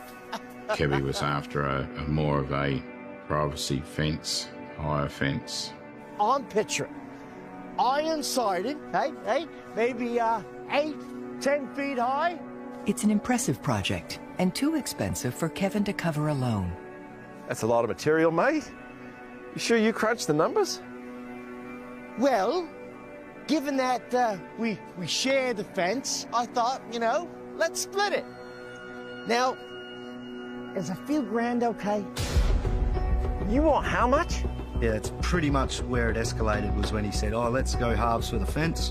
Is this why you invited me over? No, of course not. I am not about to pay for your freaking fence. Lorkie started arguing about whose responsibility was the fence. It's our fence. It's your project. And another problem emerges when Darren demands that Kevin prioritize repairs of his own. Who even cares about this fence when your drainage looks like this? Darren wanted the pipe work done before the fence. Dad's argument was, I don't want to put pipe work in if we're then doing holes for fence posts. We might go through the pipe work. Look, I hear you, mate, I hear you, but if we did things your way, we'd cause a freaking flood. And Lorkie just went off saying, nah, you need to figure out this water, you need to... You know what causes flooding? Bad drainage. It's basic construction. So now you think you're smarter than me? That's not what I said. Shut up! During the argument, there would have been a point where Dad had reached his threshold. That's enough! And it would have just, oh, you then. Get off my property. Gladly. This type of blowout is a first for the otherwise popular Kevin Scahill. I don't think he had any problems with any other person at all, let alone a neighbour. The two have only lived beside each other for a short time, and already, peace has come to an end. He didn't know what he was capable of. How could you do this? He definitely was a ticking time bomb. Come on! Following the argument with his neighbor, Kevin Scahill takes no further action to repair the fence splitting their properties. Here we go! No pressure! Choke!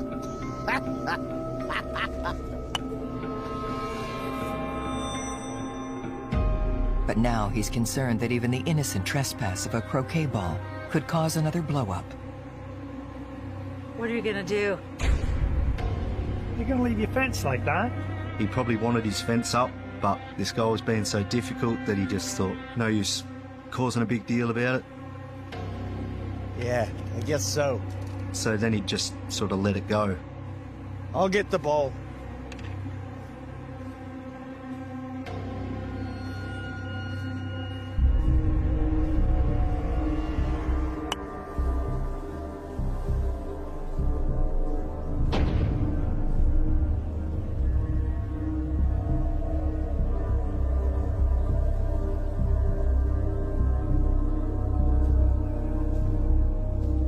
It seems that Darren Lorkie doesn't intend to further agitate his neighbor either. It was calm for a while. Day to day, they didn't really interact at all, I don't think. For now, there is peace in Tunquilo. But Mother Nature has other plans. In 2017, we had a fair bit of rain. Probably one of the worst years for, like, flooding through our drainage systems. They hadn't cleaned any of the stormwater drains, so everything backed up and then backed everyone's sewage tanks up, and yeah, it got pretty bad for a few people. And one of those houses most affected by the flooding is Darren Lorkie's. Most of the houses in Tunquilo on that side of the hill would have had water issues. A lot of people were really stressing out and depressed because heaps of people were having insurance troubles. Darren searches for the source of his property's flooding. A search which leads him directly to the fence he shares with his neighbor. The water would run down the hill into Kevy's place and then through into Lorkie's place. Pete's sake. Making things worse is the fact that the drainage between the properties was never updated. I told you to deal with this! The relentless soaking has left everyone in Tranquilo on edge.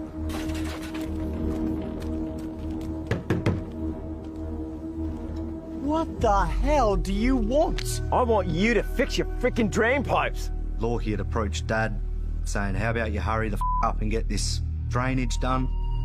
But as far as Kevin is concerned, Darren already had a chance to contribute to repairs. Are you joking?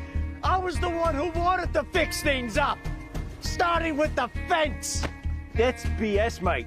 Dad had then brought back up about the fence, saying I'm not doing it until the fence is done. All this water damage could cost me thousands. Not my problem. But that response isn't good enough for Darren. This isn't over. Because of the recent floods and that, I'm guessing it would have just been eating away at Lorkie. Each bit of water would have been making it harder to hold his anger.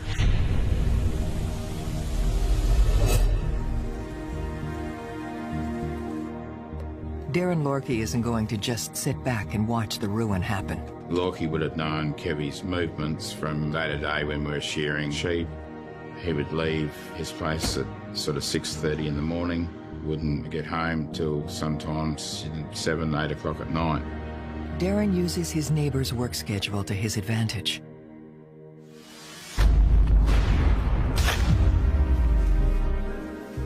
With Kevin away, Darren gets to work. Darren was going across and digging trenches to divert the water, and that was done while Kevy was at work. But there was no way of diverting the water out of Kevy's place. The problem was a lot further up the hill.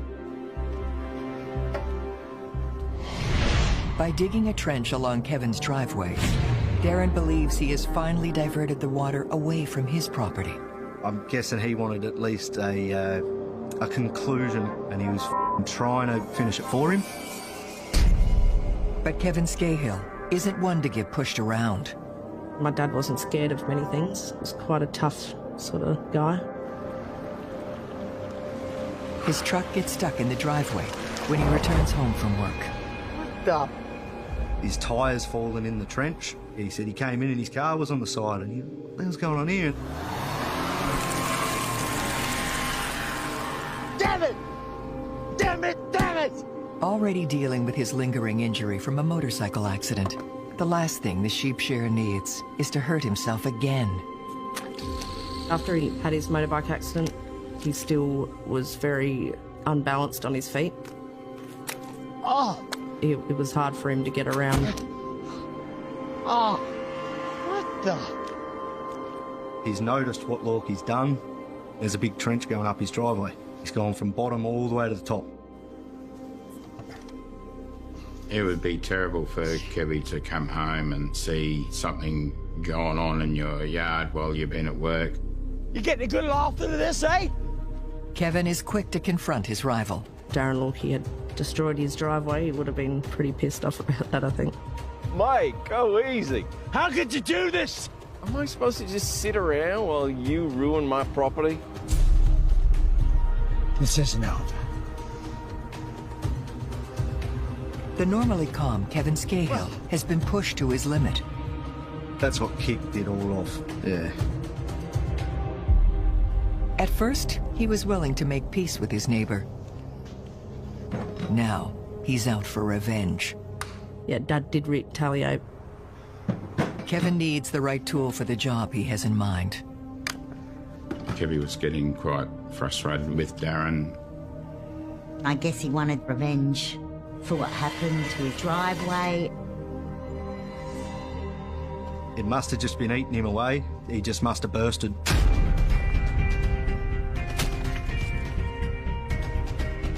So he got all the dirt and flicked it on Lorkie's door.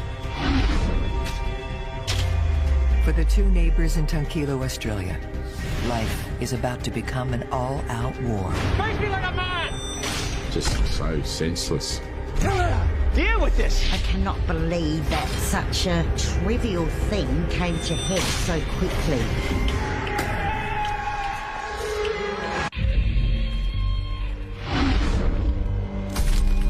Was retaliation sort of thing. You dug a hole in my property, I'm going to dig a hole in yours. Kevin Scahill's victory is short-lived. What to tell her? Come back later. Soon after, he's on the phone with his son Nick when Darren Lorke confronts him about the new damage to his property. Hey, my yard is a wreck. You could hear commotion going on, but it was unintelligible sort of stuff. I couldn't hear what was being said, but there was someone ranting and raving in the background. Quiet, man. I'm talking to me son. Like, I care. You screwed up my yard and my door. You tore up my yard first. And I had every right. It's a larger reaction than Kevin anticipated. Darren just seemed very strange sort of person to pick a fight. Just senseless. Face me! Face me like a man! It seems all the sheep shearer has done is further agitate his neighbor. I mean, you could tell he wasn't right. This guy's freaking me out. And as the unseasonable rain persists in Tunkilo, Darren's property continues to flood. I can imagine Darren Lorke was quite angry and upset. Soon, Kevin returns home to discover even more upheaval. Bloody hell.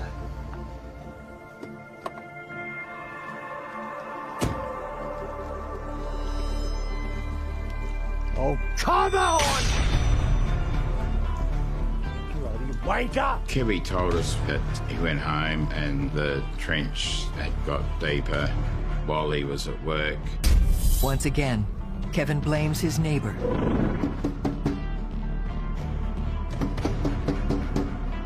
Now, is this what you do when I'm out making an honest living, eh? Darren had the time on his hands. But Darren denies the accusation.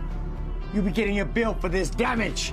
Your awful drainage ruined my property first. I think Kevy was just frustrated with the neighbour. He wanted they were arguing over. Close the door on your way out. Listen, mate. It doesn't solve anything to wreck my property, eh? Just let's talk it out. Hey, find a solution. I believe that Lorke was just out to agitate Kevy. Fix your drainage. Then we'll talk.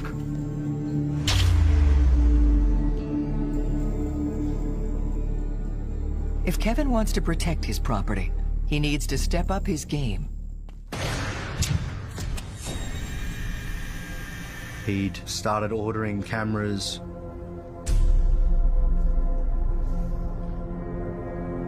You're spying on me now. Protecting my home. He's felt the need to put up multiple cameras. There, right here. He didn't know this neighbour very well. He thought that Darren could be unpredictable. Darren takes this development as an invasion of his privacy. I moved out here to be alone. Think I want to deal with this big brother nonsense? I don't care. From now on, watching you. But all Kevin is doing is standing his ground. Dad was definitely fearing for his safety. He just knew this guy's off. He hopes his cameras will deter his neighbor from tampering with his property. He was concerned, he was worried, he was definitely quite shaken. And tensions with the man next door only continue to grow. I think it was just a build-up from Darren. He just wanted to get Kevy.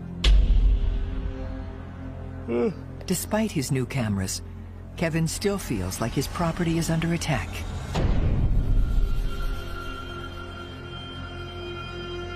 Would have been pretty pissed off about that, I think. But Darren doesn't have time to worry about Kevin's issues. What are you gonna tell me now, eh? That, wildlife flipped my patio chairs on me, eh? Scream all you want. I got my own problems. Right?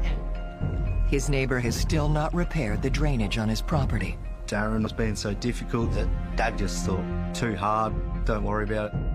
Either you deal with this now, or maybe I'll dig a trench of my own. Even though the drainage remains in disrepair, fixing it won't stop the flooding of Darren's land. Just the way the properties are set up, drainage will be an issue no matter what. Mate, listen to yourself. Right, my property is all uphill. No drainage pipe is gonna beat gravity. There's a hill there. The water's going to come off the hill. Pipes definitely wouldn't have stopped the water coming through. It'd have to level my whole yard. Nonsense! Listen to me. You listen! Deal with this! Full stop! But how can you actually think, I better go talk to my neighbour because too much rain has been landing on my house? I think he expected Dad to make the water run uphill.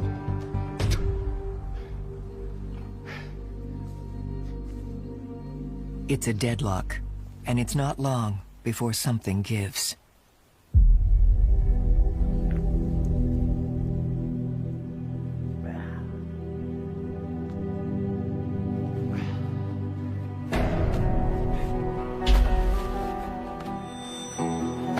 Will you knock it off? Can't. Still flooded. I'm so tired of you. Dad had just rocked up home. Lorkie then called Dad over to the fence, said, "Oh, you quick, come here." So come over here and shut me up. Kevy told me that he was drinking and he threw his can of beer at Lorkie. You want me to shut you up, mate? Huh? Oh, it's on. Come on. Come on.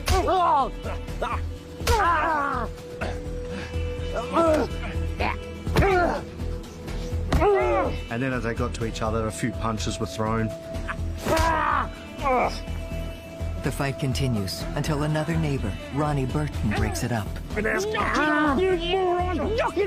Ronnie's is directly across the road. He'd seen them fighting. You'd be able to see that very easily from his place. Kevy, your eye. Kevy suffered a black eye and a few cuts.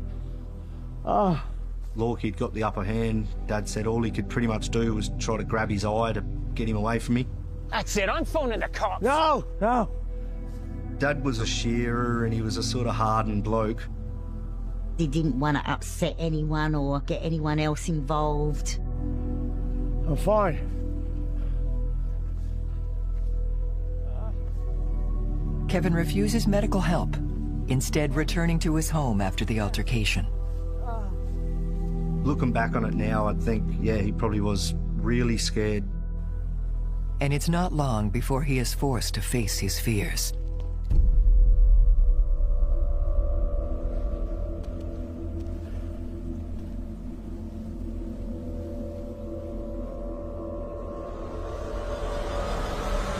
Oh, God. There was a gun outside the house at one stage. It's not just any gun. Kevin believes he's staring at a genuine SKS assault rifle. Those guns are outlawed in Australia. That is pretty serious that he could have something like that. This fellow could flip and do the wrong thing. Oh, my God. Oh, my God. I think that's when it really ramped up. What is your problem? He has a gun. I really didn't think anything like this would happen. Yeah, hello. Can I have emergency, please? Kevin Scahill decides to finally summon the police. I need help with my neighbor, like now. He was pretty worried about the gun that he had seen. He'd told some of his friends about it and they said take it seriously and call the police. But he has no luck securing help. No, don't transfer me. He has a gun. Oh, damn it. Several times, Kevy just keep getting diverted from one police station to another. Rudis! He was angry about being on the phone for half an hour and not being able to speak to anyone and didn't bother with the rest of the calls. Kevin Scahill has hit a wall.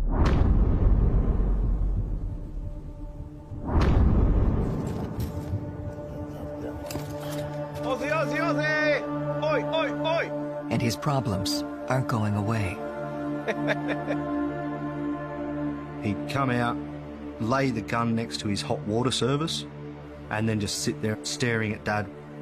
Relax, mate. fake. Turns out it was an SKS, but it was a replica one, and it only shot bloody BBs. Real or not, Kevin feels the stakes are rising.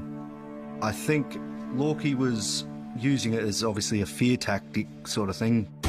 What is your problem, eh? Having a gun like that?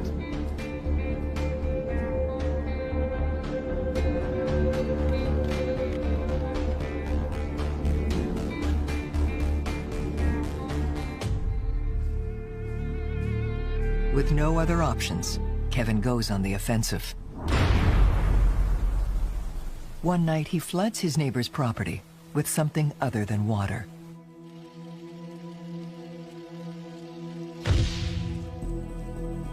Darren Lorkie is ripped awake by light shining into his home.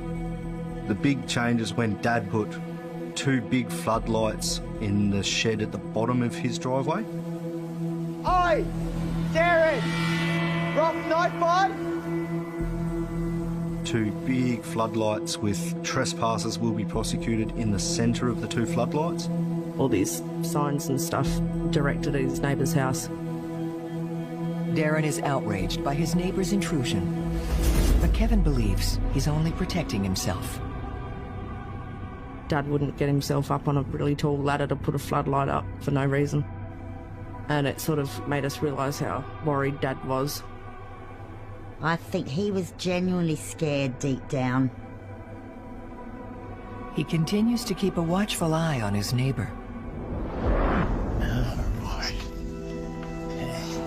And leaves work regularly to check on his property. Let's see what you've been up to, mate, huh? He would duck home at lunchtime, just checking on his house and his cameras. I think he just wanted to get home. He was worried about his house and, yeah, was preoccupied. Kevin also keeps a detailed log of his rival's behavior. So his colleagues, as soon as they'd heard about it, they'd urged him to start writing a diary, everything that had been happening and everything Darren had been saying. His life has become consumed by this feud.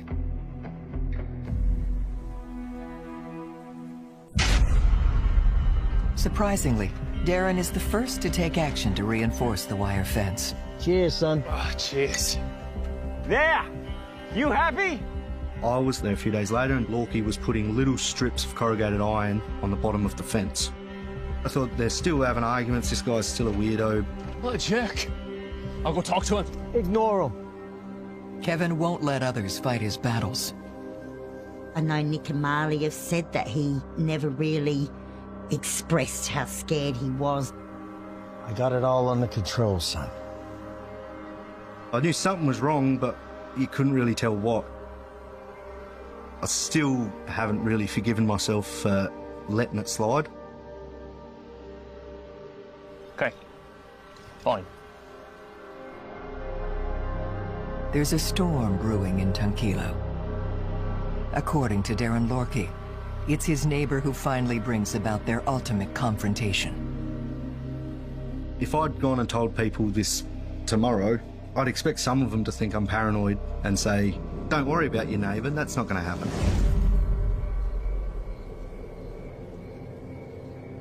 The loner settles in for the evening.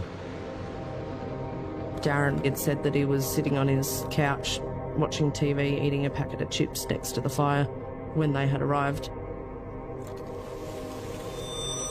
He said that a car had rocked up next door and 3 males had got out, walking up his driveway near his front door.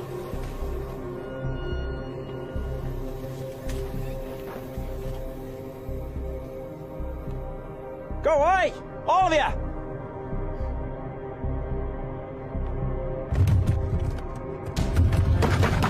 They were banging on the front door while someone else was banging on the back door. So he decided to go out and see what was going on. Claiming he is outnumbered 3-1, Darren arms himself before confronting the trespassers. Got his knife, which was in a sheath. And went out to investigate and took his replica gun and knife with him. He searches his property for any sign of the intruders.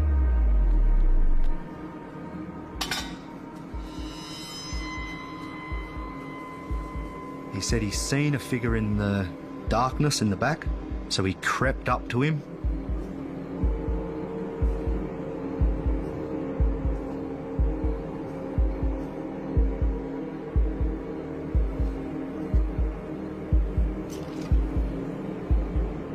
While scouring the area, Darren walks directly into an irate Kevin Scahill. You! He threw the SKS on the ground, unsheathed his knife. What are you doing on my land? Come on! It's on! No, Kevy. Stay back. Darren made it seem like he was under attack. Come on! Darren Lorkie has just stabbed his neighbor multiple times. I just thought this cannot be happening. It was just such a shock to see what had happened. Terrifying to see what Lorkie had done to him. Kevin's friend Philip Rowland is on the scene and attempts to render aid. Kevy, mate, move! I recall hitting Lorkie and I saw Kevy laying there. God, just hold on, mate. Lorkie was just standing there holding a knife. I felt I just had to help Kevy. That's all I was thinking. Send help right away. My mate, he's been stabbed. Philip orders an ambulance, then races down the road to pick up his wife Jane, a trained nurse. I thought I could drive quick enough to pick her up and bring her back. Phil had told me that he had a chest wound and he remembers seeing blood coming out of his mouth. But by the time we got there, a few police were there already. All I could hear was the commotion of the police and ambulance doing what they could to revive Kevy. And then I didn't hear anything, it just went silent. Even though it's only been minutes since the attack, Kevin is pronounced dead at the scene. I'm sorry. Your friend didn't make it. No. I got a call from my mum at 5:30 in the morning. I knew instantly. Somehow I just knew. I could tell in her voice. She said, "Oh, so your dad's no longer with us. It's a police investigation." And I just fucking dropped. My mum was bawling her eyes out saying, your dad has passed away. I'm not sure what's happened, but it's a police investigation. And I was just shocked. The Rowlands are distraught to hear Darren claim he was the one being attacked. Mr. Locke said he was defending himself. That's a lie. I'm telling you, it's a lie. He's lying. Slow down, slow down. Please come with me. I have a few questions for you. The alarmed neighbor tells police 3 men invaded his property. Kevin Scahill, his friend Phil, and another unidentified man. Go away! All of you! And then later, they'd accused me of being the third person there. The police did try to suggest that Kevy and I were attacking Lorkie. It was upsetting for the police to suggest that that was the case, and it wasn't at all. Philip Rowland tells a different story of how the events unfolded after returning to Kevin's following a night out. Kevy wanted to show me the cameras, but as we drove up the driveway, Kevy saw somebody in his yard. Look! And had said to Phil, that's in my driveway. Philip believes that Darren was waiting to ambush Kevin. Lorkie wasn't expecting me to be dropping Kevy home, because normally Kevy would have just driven home himself. Hey! Get away from my place! Don't go, mate. He's armed. And before Phil could finish what he was saying, Dad was out the car going, what are you doing on my property? Hey! Dad jumped straight out the door, over the fence, and met him diagonally in his backyard. Where are you? I know you're in my yard again, mate. Now, come on, what are you up to? Come on, mate, just stay out of my yard. Why are you doing this, eh? Come on. Why are you still doing this? What are you up to? Oh! Ah! Ah! Ah!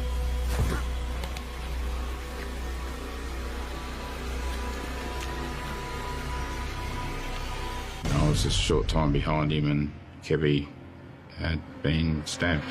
Kevy, mate, move! Kevin's injuries dismantle his neighbor's claims of self-defense. The main thing was 3 stab wounds. One that got to the back of his scalp. One had nearly detached his tricep from his arm. And the third one came in through the side, severed 3 ribs, and then punctured his lung and went into his heart. I reckon it's pretty obvious that's how it's happened. Darren's version of events is further discredited by Kevin's medical history. He broke his hip. He used a walking stick for a long time, and then he had meningitis cryptococcal, and it affected his eyesight, made it very hard for him to see in the dark. Very unlikely, my dad, to be able to even see you in the dark, let alone come charging at you or... yeah. Whether or not there was a third man present that night, it becomes clear it was not Kevin's son, Nick. Yeah, apparently that third person was me and that I was witnessed there. It became pretty obvious in the end, though, that I wasn't. Nick, he was actually home in bed, asleep, the other side of the river. So he was more than an hour away, so Nick was never there. Are you serious? I'm innocent! As a result of Philip Rowland's testimony, Darren Lorkie is taken into custody at the scene. He was charged with murder. It feels like a win, but for some unknown reason, Philip's statement about the murder of his friend is not submitted for months. Phil Rowland's statement was taken on the night, but courts had no record of it until, like, March of the next year. As a result, Darren's bail hearing is based on his self-defense statement alone, and he spends the next 2 years free.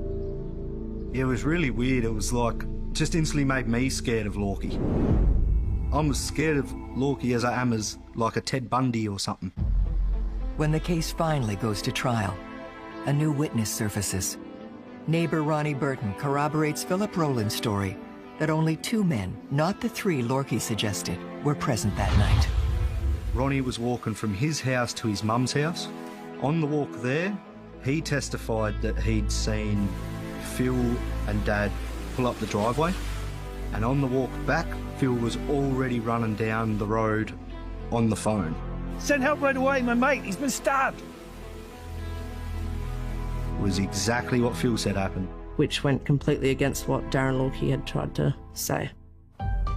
On February 4th, 2019, Darren Lorkie is found guilty of murder.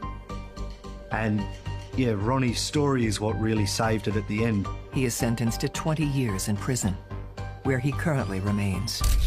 I think justice was served, but I don't think 19 years was enough for taking someone's life. Following the killer's incarceration, Nick Scahill decides to move into his father's old house. I definitely underestimated how easy it would be living in the house. I've put up big fences so I don't have to look at Lorkie's house. Jane and Phil Rowland remember their friend. Phil and Kevy had a very close relationship. Phil was having quite a lot of nightmares. He was yelling out in his sleep, often yelling out Kevy's name. I still struggle with it. It's just always there. The hardest thing about all this is losing Kevy.